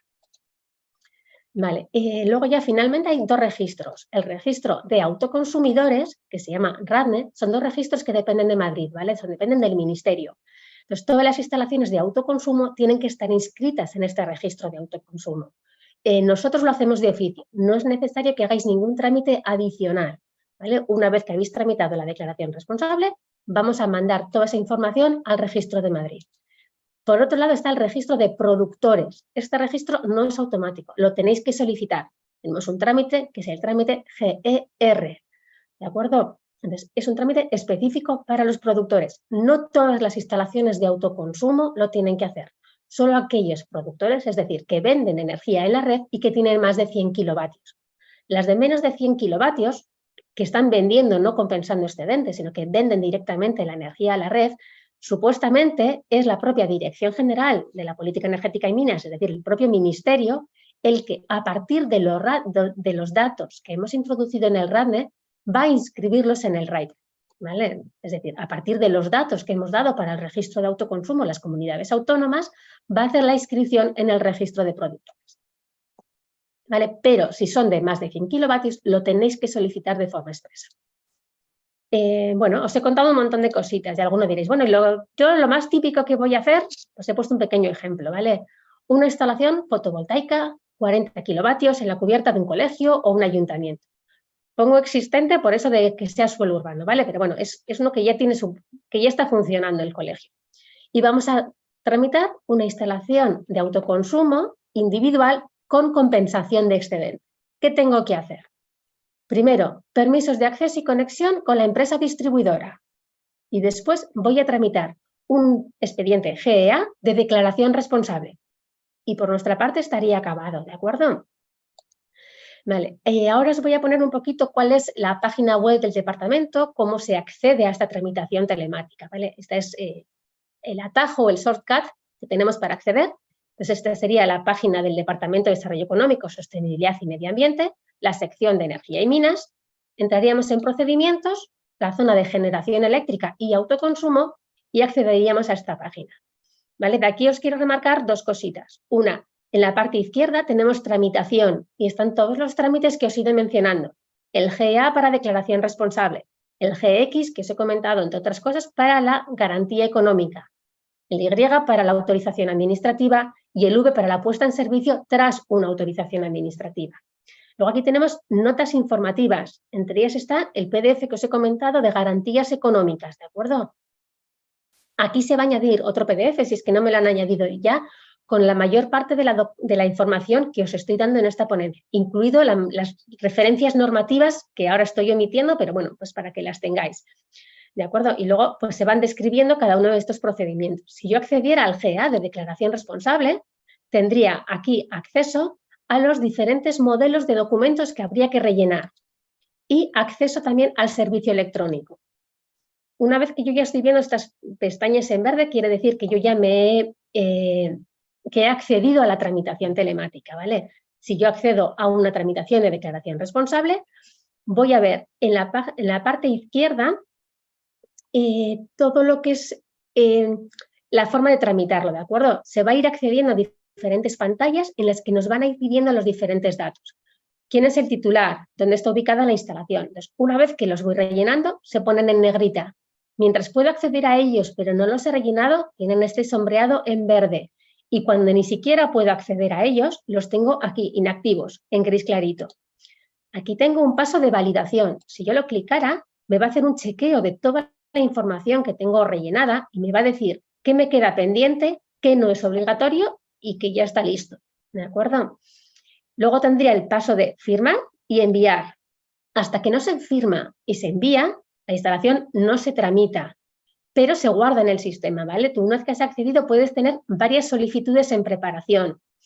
Comento esto porque es interesante para el que está tramitando ir viendo qué datos me va a ir pidiendo, aunque todavía no esté ejecutada la instalación o no esté finalizada. Voy viendo qué me va a pedir, cómo tengo que tramitarlo y puedo ir haciendo diferentes pruebas, ¿de acuerdo? Voy a enseñar dos pantallazos de cómo son los datos técnicos, pues para que luego no se os haga muy desconocido. ¿Vale? En este caso estaríamos tramitando una nueva instalación y podríamos meter aquí los datos del elemento de generación. Clicaríamos en añadir un elemento de generación y tendríamos para rellenar todos los datos de este elemento, ¿vale? En principio, en cuanto clique qué tecnología es, por ejemplo, clico que es una tecnología fotovoltaica, me va a preguntar si tengo inversor, qué tipo de inversor tengo, y voy a poder añadir diferentes filas a esta tabla para indicar cuántos paneles tengo, de qué potencia, cuántos inversores tengo, de qué potencia. Y calculamos la potencia de la instalación. Luego indicaríamos si es autoconsumo o no. Una vez que tengo que es autoconsumo, si es individual o colectivo. ¿Qué hago con los excedentes? En este caso, compensación de excedentes. El CUPS vinculado a este consumo, dato muy importante. Y más importante aún, el CAU, lo que os he dicho, el código de autoconsumo, el que va a identificar esta instalación. ¿De acuerdo? Y finalmente, si tuviéramos baterías, pues también rellenaríamos las baterías. A continuación os voy a poner una serie de emails que van a servir para poder hacer una serie de consultas. Si los problemas que tenemos es con la plataforma informática, deberíamos acudir al sistema informático de GIE, ¿de acuerdo? Este es el soporte, el que nos da soporte informático al Gobierno vasco, y este es su email directamente para industria. Si ya tenemos unas dudas con la reglamentación, pues podríamos acudir a quien lo va a tramitar finalmente estas instalaciones, que son las delegaciones territoriales de administración industrial. Tenemos en Álava, Vizcaya y Guipúzcoa. Y luego, yo no estoy en ninguna delegación, estoy en la dirección, ¿de acuerdo? Entonces, aquí tenemos un email al que se pueden hacer consultas directamente a la dirección, ¿vale? Y bueno, pues espero que os haya quedado claro y muchísimas gracias por vuestra atención. Muchísimas gracias a ti, Ana, y enhorabuena y un aplauso, porque esta mañana me ha confesado Ana que era su primera exposición en público y yo creo que ha salido con una Eso no se nota, dice. con una nota más que buena. Vale, el siguiente ponente va a ser Iker Alaña, compañero del área de servicios jurídicos del Ente Vasco de la Energía, que os va a hablar de la participación de las administraciones locales en una comunidad energética o autoconsumo colectivo, desde el punto de vista jurídico, unas recomendaciones jurídicas al respecto. Aurrera, Iker. Eskerrik asko. Egun guztioi. A ver.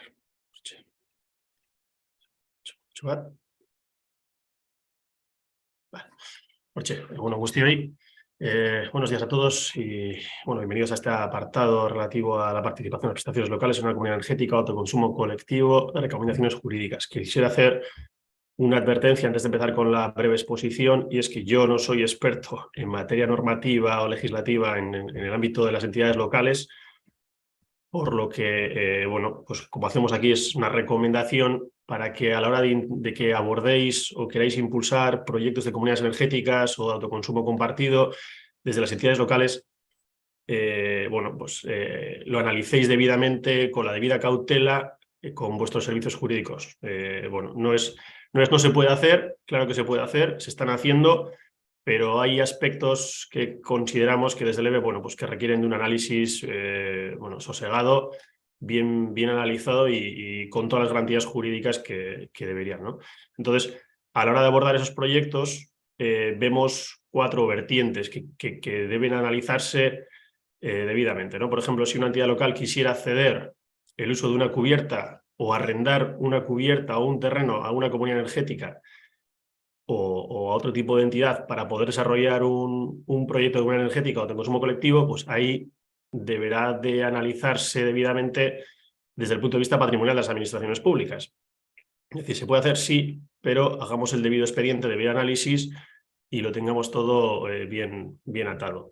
Me ha parecido ver incluso una pregunta en el chat de ¿se puede incorporar una entidad local a una comunidad energética? Sí, se puede incorporar, pero nuevamente tendremos que ir al régimen de entidades locales, a la ley de bases de entidades locales y demás disposiciones posteriores para tomar ese acuerdo de la debida forma, con los informes y con las memorias justificativas que correspondan, ¿no?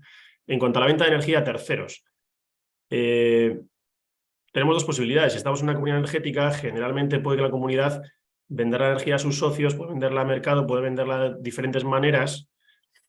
Ahí, si la entidad local quisiera vender esa energía de manera individual a terceros, incluso a otras administraciones públicas o ciudadanos o pequeños comercios o pymes del municipio, ahí estamos haciendo una disposición de un bien de titularidad pública.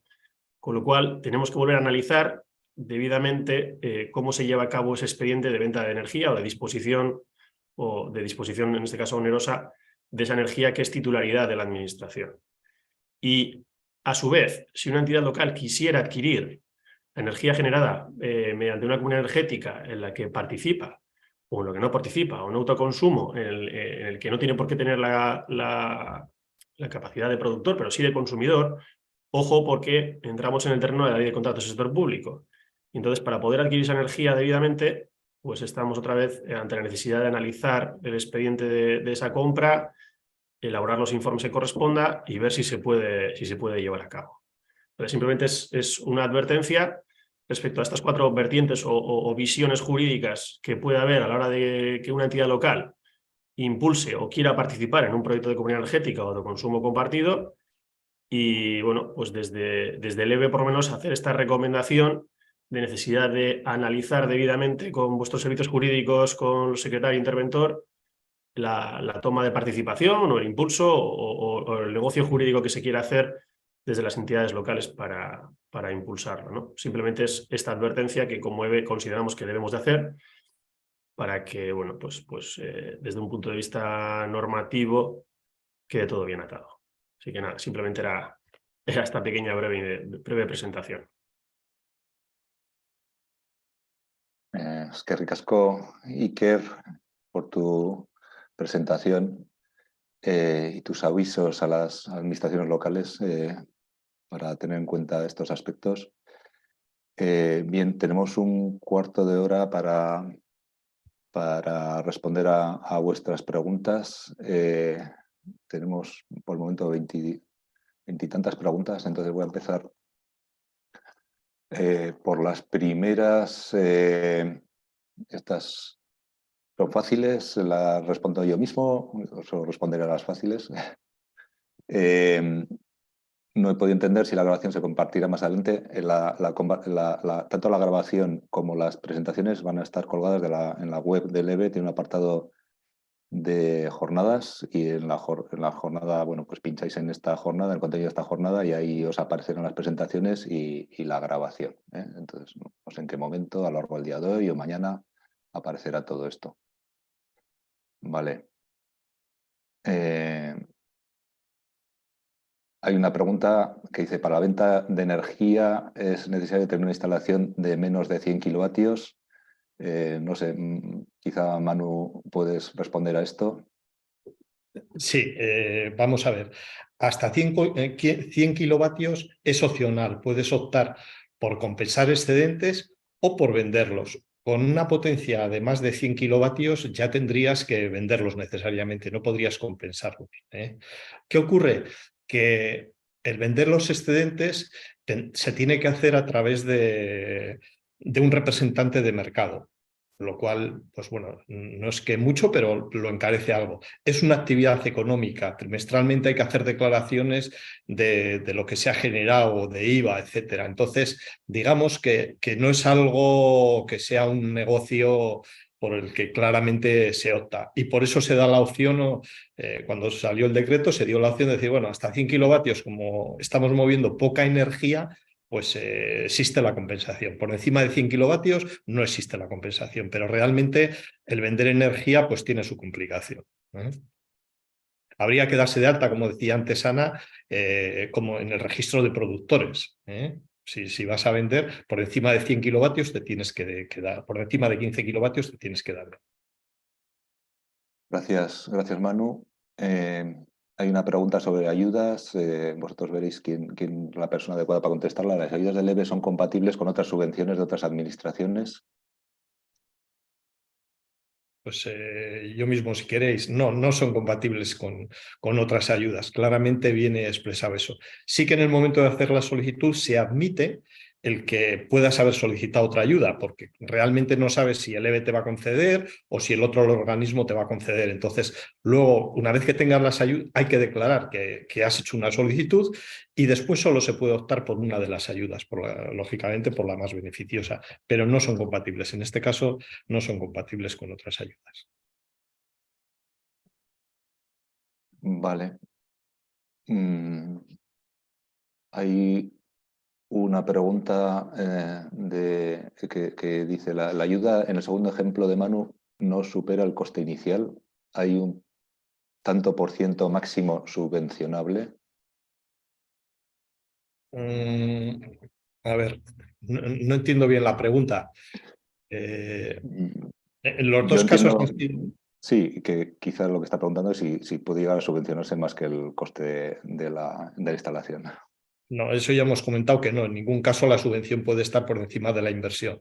En los dos casos que hemos planteado es entrar en tablas y decir, con esta potencia que voy a colocar, me corresponde por cada kilovatio tanto, si además hay quitar amianto o colocarlo sobre marquesina, pues tiene un extra por cada kilovatio, y en el caso de acumulación lo mismo.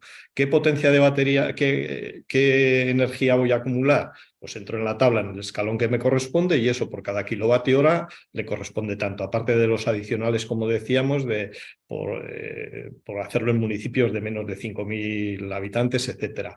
Pero eso en ningún caso puede ser superior al 100% de la inversión, vamos. En el caso de ayuntamiento se considera con IVA porque no es desgravable, pero nunca puede ser mayor de eso.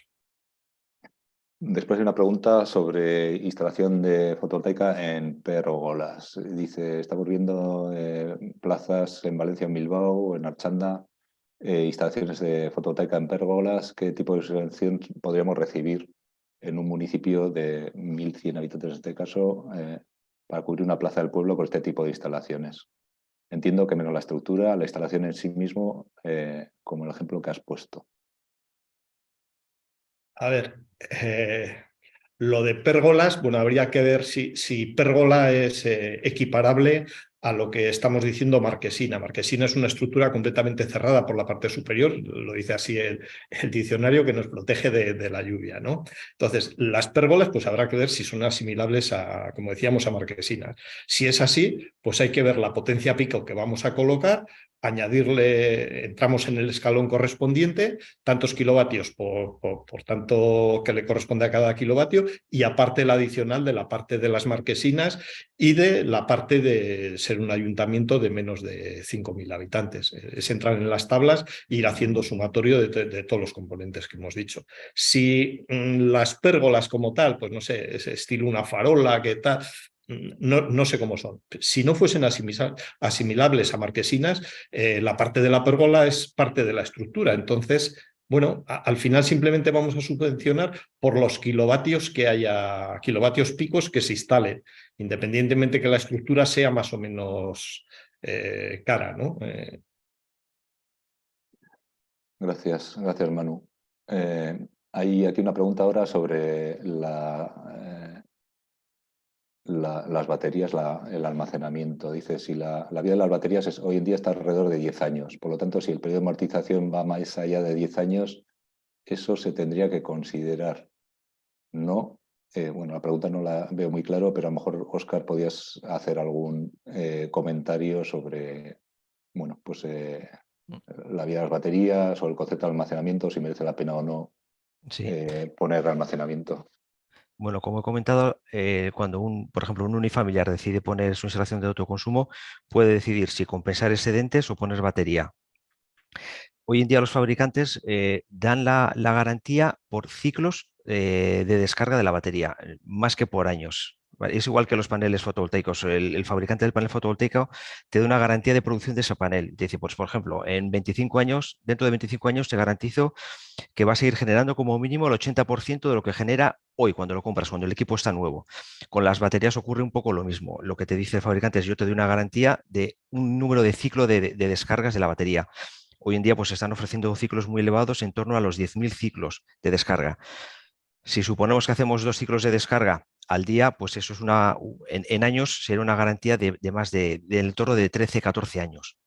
¿De acuerdo? Pero sí es cierto que cuando hay que hacer una inversión, pues hay que ver exactamente esa inversión si se va a recuperar o no en el periodo, o sea, si es un periodo de amortización lógicamente superior al de vida del equipo.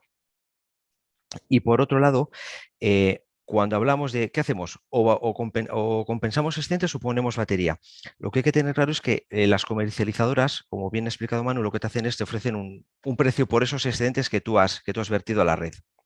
Normalmente es una tarifa plana, podemos estar hablando de unos 5 o 6 céntimos el kilovatio hora. ¿De acuerdo? Es decir, normalmente suele ser un precio muy inferior al precio de compra de energía. Con lo cual, si vamos por la figura de la compensación de excedentes, esos excedentes la comercializadora nos los compensará, nos los pagará a ese precio equivalente de unos 5 o 6 euros el kilovatio hora vertido. En cambio, si nos vamos a una batería de almacenamiento, lo que vamos a hacer es almacenar durante las horas del día que hay generación y hay poco consumo, esos excedentes los vamos a almacenar en la batería y vamos a descargar la batería en aquellos momentos del día en los que la energía es muy cara, por ejemplo, a la noche. Hoy, por ejemplo, acabo de ver que el precio del PVPC, el precio de venta del pequeño consumidor, a las 10 de la noche está en torno a los 25 céntimos el kilovatio hora. De forma que si tenemos una batería, estaremos evitando un consumo 1 kilovatio hora a ese precio de 25 céntimos el kilovatio hora. En cambio, si lo compensamos, estaremos hablando que la comercializadora nos daría por ese kilovatio hora 5 céntimos. Con lo cual vemos que yendo con la batería, pues el ahorro es mayor. La pega que tiene es que hay que hacer una inversión, que es el de las baterías. ¿De acuerdo? Entonces, no sé si más o menos he respondido a la pregunta que tenía. Vale, pues hay otra pregunta también sobre el almacenamiento, si conocemos algún proyecto de autoconsumo con almacenamiento. Perdón, ¿De autoconsumo? Colectivo, Colectivo. dice, colectivo con almacenamiento. Pues no he podido mostrar en la presentación ningún ejemplo porque no hemos visto ninguno. Así como en autoconsumos individuales, sí, a nivel de unifamiliar, de residencial unifamiliar, hay muchos ejemplos. A nivel colectivo no hemos visto ninguno, o por lo menos no hemos recibido ninguno con almacenamiento, que sea colectivo más almacenamiento. No. Gracias, Óscar. Una pregunta para Natalia. ¿Podrían concretar en qué norma europea se refleja la obligación o recomendación que se cita, donde se cita que la Administración debe favorecer la creación de comunidades energéticas? No, no hay una norma concreta en la que se cite que una administración debe favorecerlo. Yo trataba de dar respuesta a las demandas que tenemos de administraciones que quieren implantar ese modelo y digamos, nos consultan cómo implantarlo, pero no es obligatorio. Y sí que trataba de transmitir, siguiendo un poco las recomendaciones que ha dado luego Iker, que la forma de favorecer más que se dé ese modelo como administración pública es, digamos, quitar todos los aspectos que dificulten la implantación del modelo, pero que como administración local, para nuestros propios consumos, a nivel jurídico, la parte más sencilla, por todos los análisis jurídicos que ha destacado Iker, es ir a un autoconsumo individual o colectivo. Pero de cara a fomentar la modalidad de comunidad energética no hay ninguna obligación. Lo que tiene obligación los Estados miembros es de transponer con detalle las directivas. Y es lo que hasta ahora solo tenemos el Real Decreto Ley 23/2020 que define las comunidades energéticas renovables. Hasta ahí de momento. Vale. Dos preguntas también sobre autoconsumo compartido o colectivo. Una nos pregunta, pues en el caso que has presentado, Óscar, en los casos que has presentado de autoconsumo colectivo, ¿se había constituido comunidad energética o no? ¿Es necesario no constituir una comunidad energética con su NIF? No sé si eso puedes contestar, Óscar o Iker, quizá, lo que os parezca. A ver, pues en el caso del edificio residencial de autoconsumo compartido que he mostrado como ejemplo, en ese caso sí se había constituido previamente una comunidad energética con su CIF correspondiente, pero no es obligatorio. Se puede hacer mediante una asociación o incluso lo puede ejecutar la propia comunidad de propietarios, que ya es una forma jurídica con su CIF correspondiente. O sea, entonces, en este caso concreto, sí se había constituido previamente la comunidad energética, pero no es necesario que lo haga. Se puede hacer un autoconsumo compartido pues, directamente mediante una asociación de los vecinos involucrados, que igual incluso ni son todos los vecinos que forman parte del edificio, sino es una parte de ellos solamente los que quieren hacer esa instalación de autoconsumo compartido, con lo cual ahí lo que se hace es se crea una asociación que es la que lleva adelante, se nombra un representante de esa asociación y es la que ejecuta el autoconsumo compartido, sin necesidad de formar previamente una comunidad energética. Vale, la otra pregunta también está relacionada con lo que estás diciendo ahora mismo. ¿Cómo se hace el reparto la participación en ese autoconsumo compartido entre los vecinos que quieran participar? ¿En función de su consumo o de qué criterios? Sí, bueno, ahí eso está abierto a que los autoconsumidores hagan el reparto que ellos estimen más oportuno. Una forma sería, por ejemplo, por el consumo, que en función del consumo que tenga cada vecino, pues la parte proporcional de la inversión y por lo tanto de los paneles, pues sea equiparable. De forma que si uno consume, por ejemplo, por así decirlo, 2.000 kilovatios hora al año, pues que tenga 2 kilovatios pico. Y si otro consume 3.000 kilovatios hora al año, pues tenga 3 kilovatios pico de esa instalación de autoconsumo compartido. Pero eso está abierto, o sea, la legislación te permite que ese reparto se haga como decidan los vecinos. ¿Y cómo se plantea la incorporación o baja de un participante?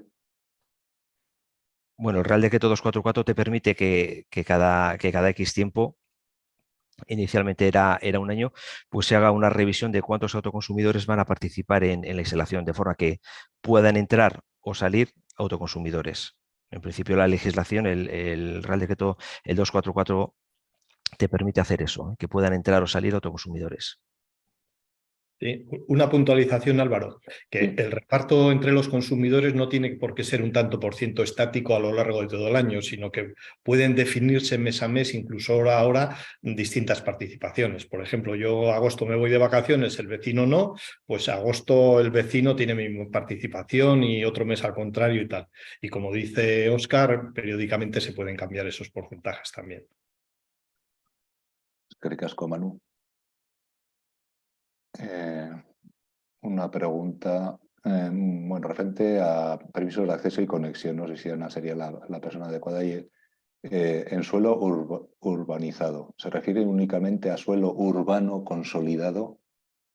A ver, se refiere al suelo que tiene las dotaciones de servicios que requiere la normativa, ¿de acuerdo? O sea, al final es la frase que pone literal. O sea, es suelo urbanizado que consta con las dotaciones y servicios que tienen que están reguladas, sí.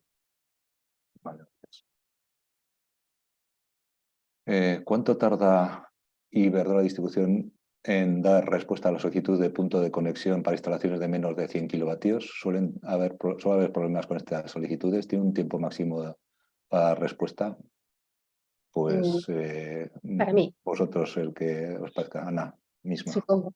El propio Real Decreto 244 sí que regula cómo tienen que funcionar las empresas distribuidoras. Creo que les da un plazo de 10 días desde que se solicita el cambio en el contrato de acceso para que la empresa distribuidora lo haga. Otra cosa es que luego le pide algunos condicionantes técnicos o demás, pero en principio no debería haber problemas, pero siempre todos conocemos, solo nos llegan los casos con problemas. Vamos a dejarlo ahí. Gracias, Ana. Una pregunta otra vez sobre almacenamiento. ¿Tiene sentido la instalación de baterías físicas existiendo en las huchas o monederos solares que empiezan a ofrecer las comercializadoras?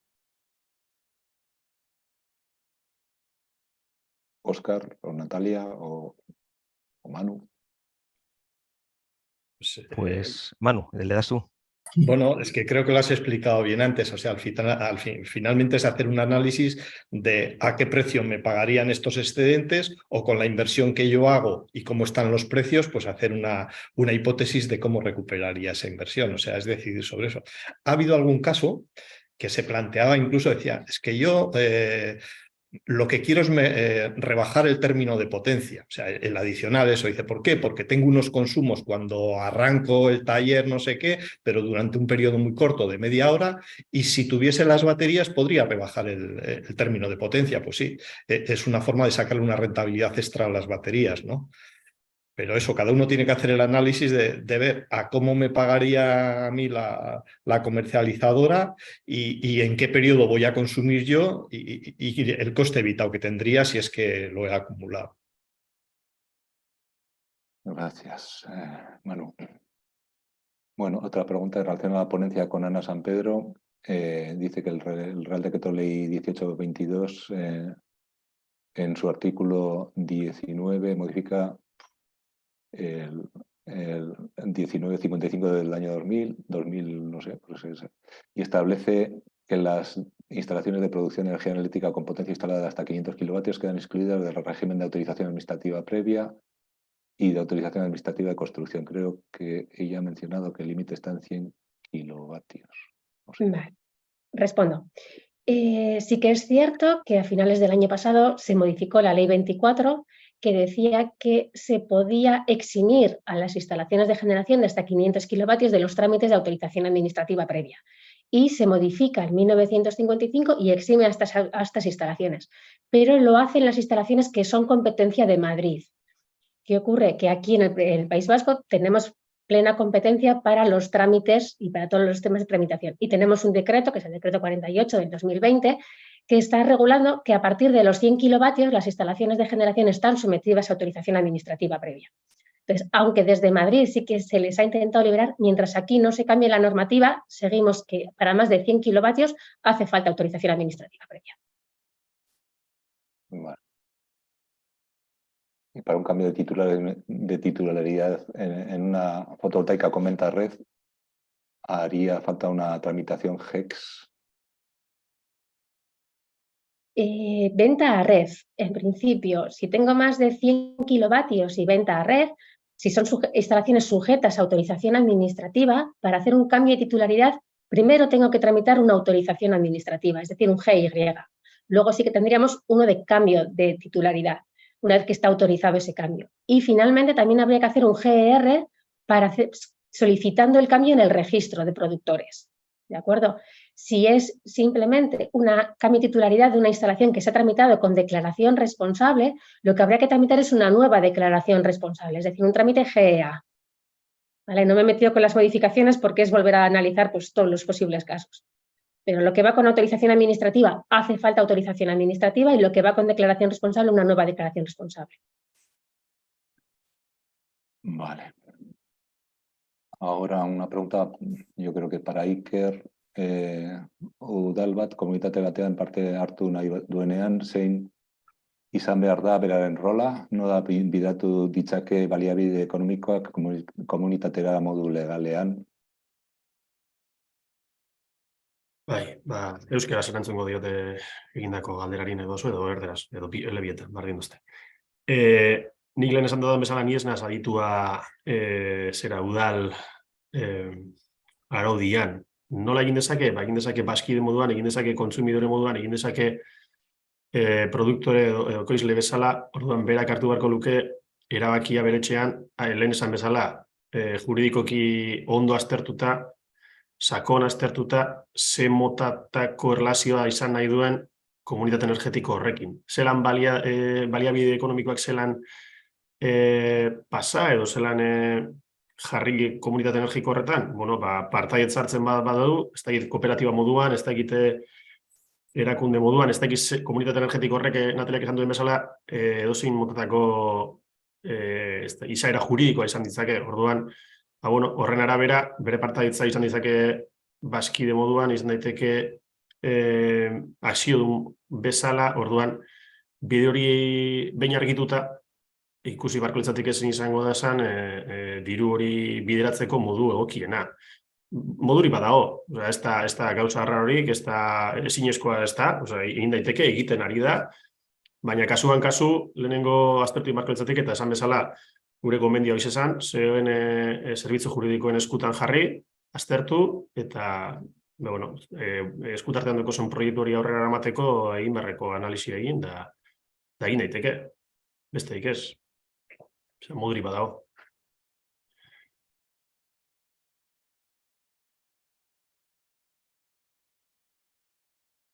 Pero creo que estás en silencio.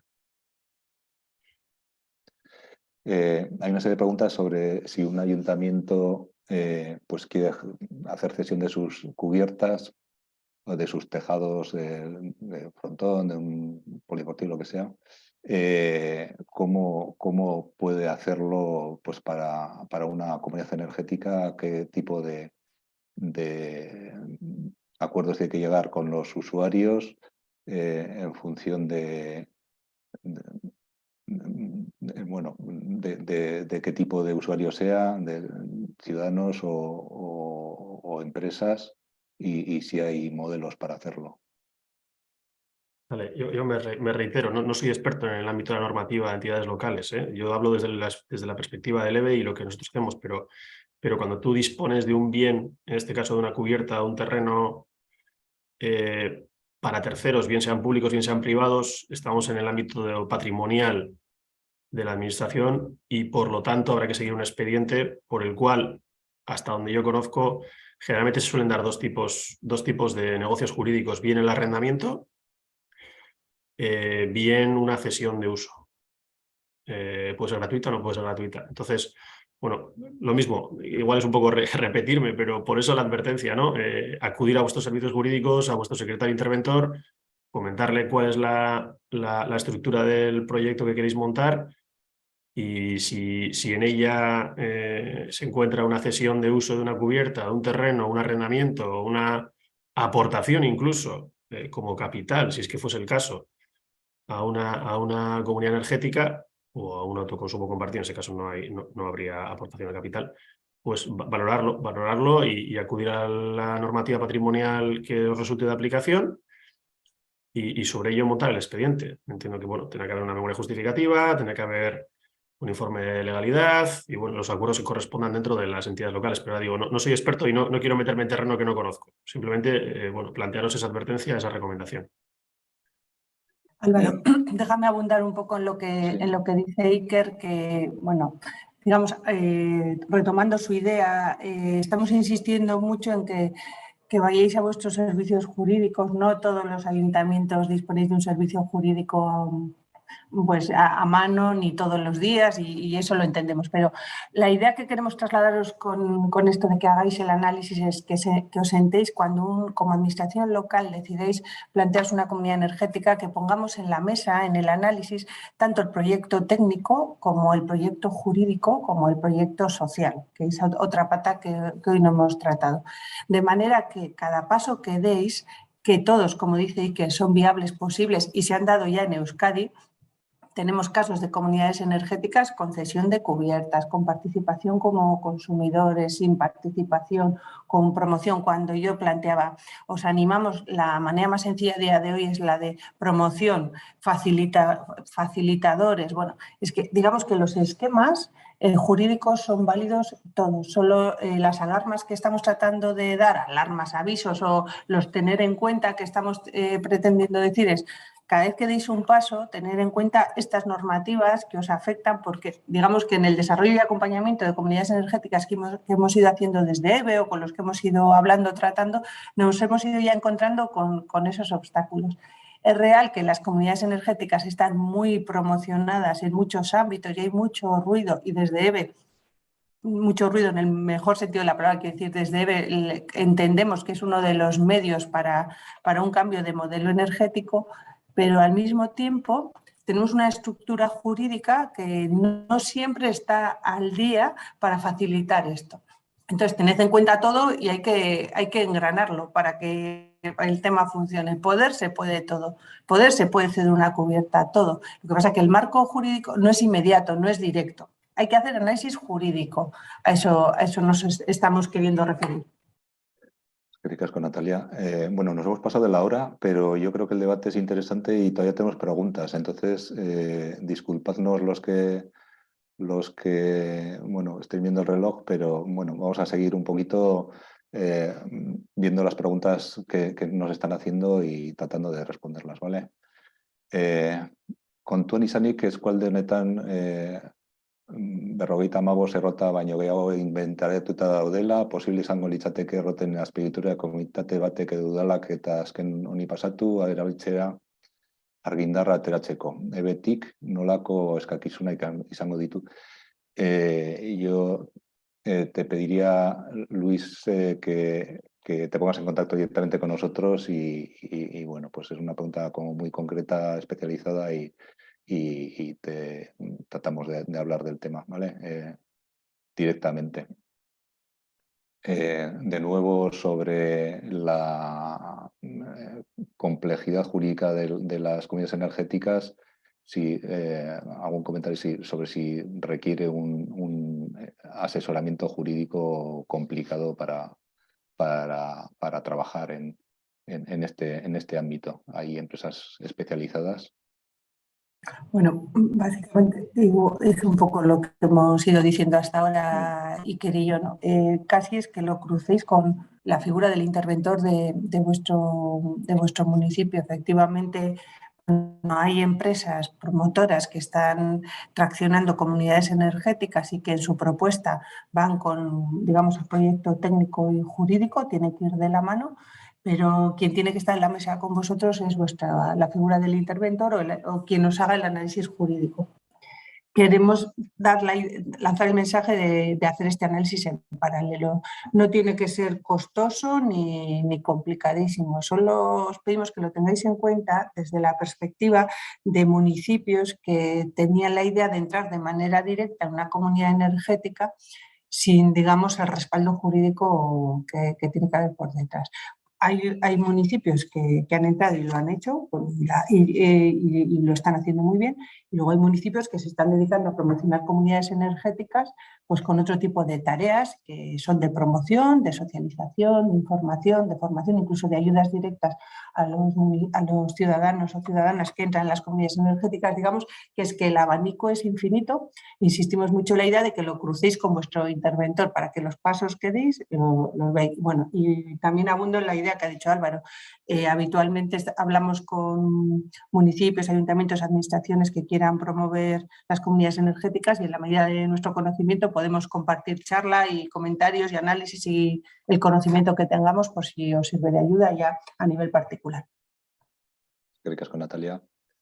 La figura del agregador energético está definida y regulada. Yo esta pregunta creo que está fuera del contexto de esta jornada, aunque sería interesante responderla, pero yo te pediría en este caso, John González, que te pongas en contacto con Natalia para tener más detalles sobre el agregador, ¿vale? Siguiente pregunta. ¿Existen experiencias de expedientes de municipalización y constitución de cooperativas por administraciones locales? Cooperativas en las que participen administraciones locales. Quizás, Natalia, podías comentar algo. Como os digo, el abanico es amplio y parece que estamos poniendo sobre la mesa pues todos los inconvenientes, y en realidad existen ejemplos en Euskadi, y bueno, pues hay modelos cercanos a nosotros que se han constituido como asociación, que están trabajando como autoconsumos. Hay modelos que se han constituido como generación, que están trabajando, digamos, como autoconsumo desde la perspectiva de ajuste financiero de las facturas, pero no autoconsumo según el Real Decreto 244. Bueno, casi todos los ejemplos se están dando, y a nivel de Euskadi hay mucho movimiento. Después, Gabriel López nos pregunta si tenemos algún ejemplo práctico de tramitación jurídica en una administración local con sus problemas habituales, y en relación a la última participación de Iker Araña, alguien que pueda saber algo sobre esto. Yo, Gabriel, te pediría que te pongas también en contacto con nosotros y bueno, pues a lo mejor te podemos dar alguna información adicional, o nos preguntas en concreto cuáles son tus dudas o qué tipo de información necesitas, ¿vale? Vale. ¿Qué plazo se estima para que se resuelva la solicitud de ayuda una vez que se hayan subsanado las deficiencias que haya tenido la solicitud? ¿Es el mismo plazo para los privados entre el sector residencial, administración o para empresas, Manu? ¿Plazos para resolver? Sí, a ver, el periodo, las bases se contempla que tenemos que dar respuesta en 6 meses desde que ha entrado la solicitud. ¿Qué ocurre? Que dependiendo, pues hay momentos en los que hay mucha afluencia, otros en los que hay menos, incluso pueden darse periodos en los que ahora mismo, por ejemplo, el programa 4 tiene agotados los fondos, entonces estamos a la espera de que el IDAE pues aporte más fondos. Entonces, esa puede ser la diferencia, de que haya expedientes que en un momento dado se resuelven muy rápidos y otras veces pues parece que no se está con ellos. Es que ricasco. Manu, ¿recibirían ayuda los sistemas de fotovoltaicos instalados sobre el terreno? Estamos hablando de sistemas pequeños, menores de 50 kilovatios. Si es para autoconsumo, sí. O sea, no tiene por qué estar cubierta. Si es autoconsumo, esté en terreno, esté en cubierta, incluso si fuese flotante, que se ha planteado algún caso por ahí, pues sí que podría tener subvención, sí. Una instalación de autoconsumo de un ayuntamiento cuya energía se pretenda consumir en varios contratos municipales del entorno. ¿Sería un autoconsumo individual o colectivo? Es decir, varios edificios municipales que están en un radio de 2 kilómetros. Pregunta si sería individual o colectivo. Sí, sí, lo que está planteando es varios consumos, o sea, una sola generación vinculada a varios consumos, estamos en el caso de autoconsumo colectivo. Tiene que haber un solo consumidor para que sea autoconsumo individual. Sí que podría darse el caso de que, aunque la instalación esté a 2 kilómetros y solo hay un consumidor, es un autoconsumo conectado a través de red, pero sería un autoconsumo individual. Pero en el caso de que haya varios consumos, varios CUPs asociados, pues es un autoconsumo colectivo. Incluso en el caso, que entiendo yo que es por donde va la pregunta, de que los varios edificios pertenezcan a la misma organización, ¿no? Sí, es independiente, efectivamente. ¿Existen comercializadoras que vinculen el precio de la energía compensada al precio de la energía facturada? No sé Pues si la tenemos verdad que algún lo comentario. desconozco, no lo sé. Vale, no, ahí la respuesta es pedir diferentes opciones y bueno, pues no es fácil contestar a esa pregunta porque además puede cambiar con el tiempo. Las ayudas de la mayoría de los programas expuestos por Manu están sin fondos actualmente, al menos en Andalucía. Tenemos oyentes andaluces, por lo que veo. ¿Se sabe si se ampliarán estos fondos y aproximadamente cuándo? Pues es un poco lo que he comentado del programa 4 nuestro, que ahora mismo estamos sin fondos. Entiendo que en otras comunidades se puede dar estas circunstancias y el IDAE lo que hace, digamos, no resuelve a cada comunidad, sino que resuelve para todas las comunidades. Cuando hay fondos, reparte a todas las comunidades. Entonces, pues ahora mismo no puedo concretar, no sé.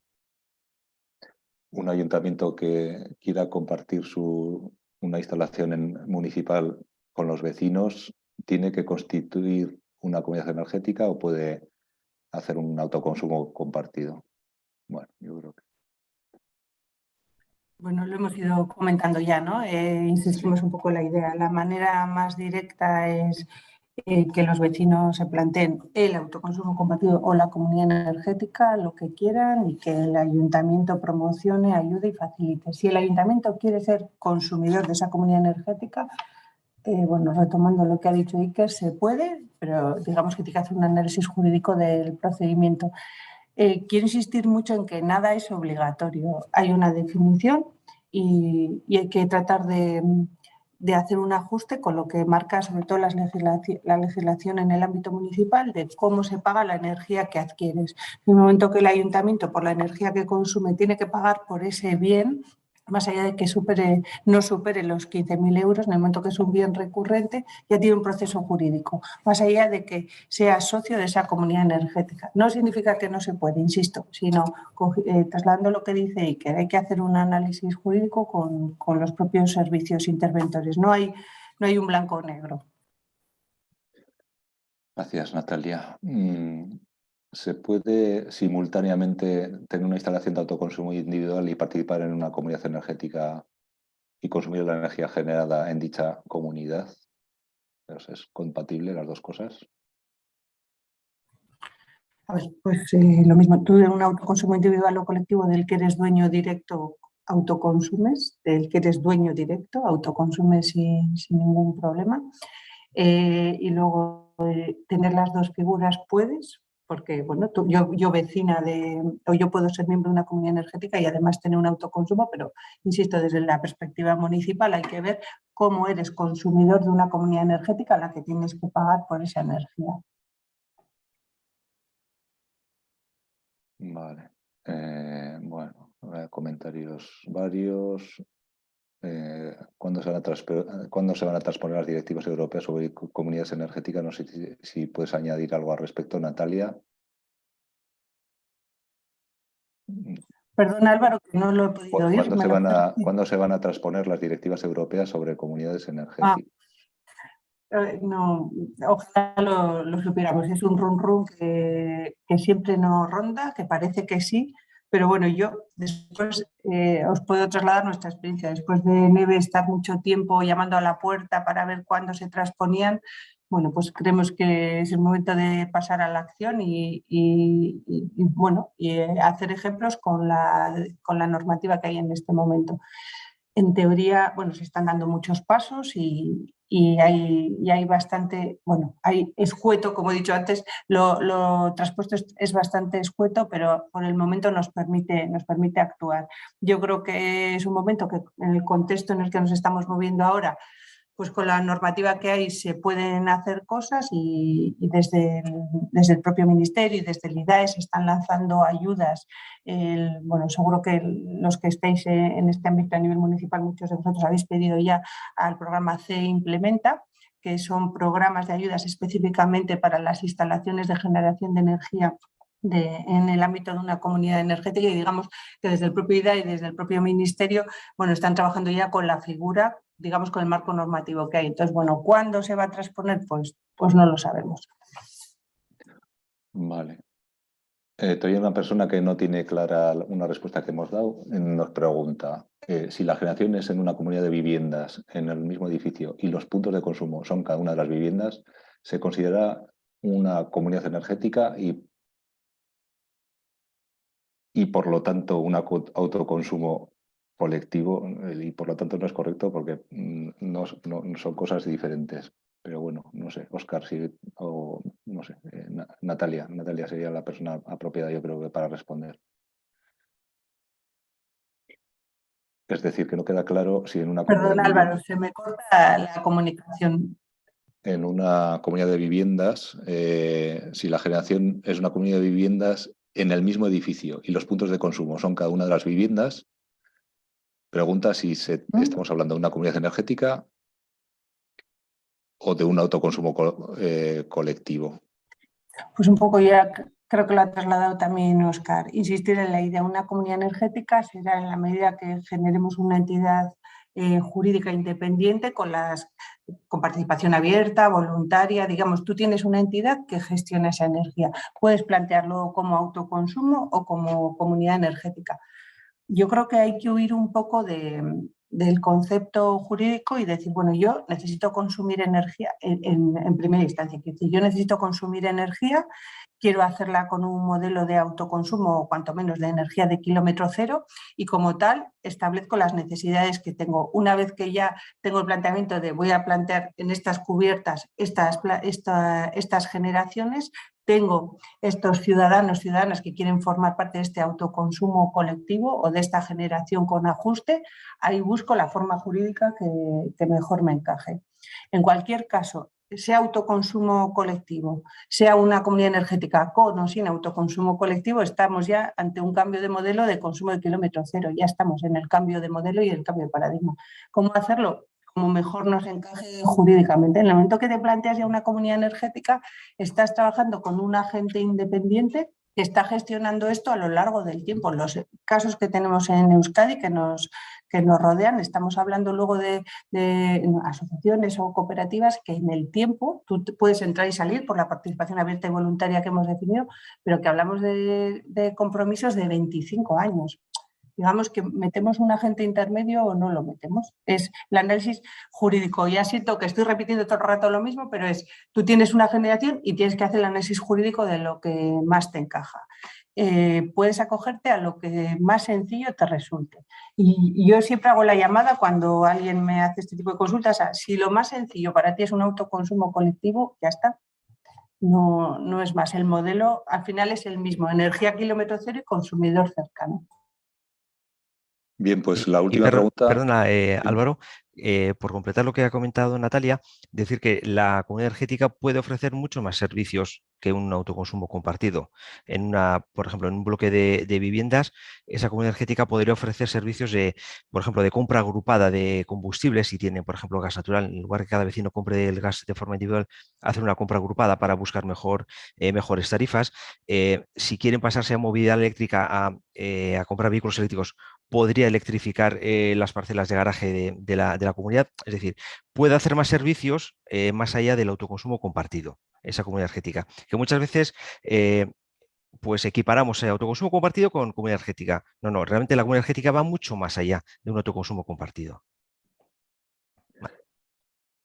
Gracias, Óscar. Y la última pregunta la voy a contestar yo mismo. Se ha hablado de que el punto de consumo esté a 2 kilómetros, pero el límite no está en un radio de 500 metros. Bueno, pues originalmente era según para qué, la distancia era 500 metros, pero poco a poco pues, se hizo un cambio a 1000 metros y después a 2000 metros. Y eso es la distancia ahora a la que es aplicable la participación en autoconsumos compartidos. Álvaro, una puntualización a eso. Sí. Para que sea aplicable los 2000 metros, la instalación fotovoltaica tiene que estar en su totalidad en cubierta o en suelo industrial. Vale. Si no fuese suelo industrial, estarían los 500 metros. Un pueblo, por ejemplo, que en las afueras no lo hace en suelo industrial, no es de aplicación los 2 kilómetros. Muchas gracias, Manu, por la aclaración. Uh-huh. Y bueno, y nada más. Muchísimas gracias a los ponentes por vuestras explicaciones claras y a los participantes que han aguantado hasta aquí con media hora de retraso. Vamos a dar por cerrando el webinario. Muchas gracias a todos y hasta la próxima.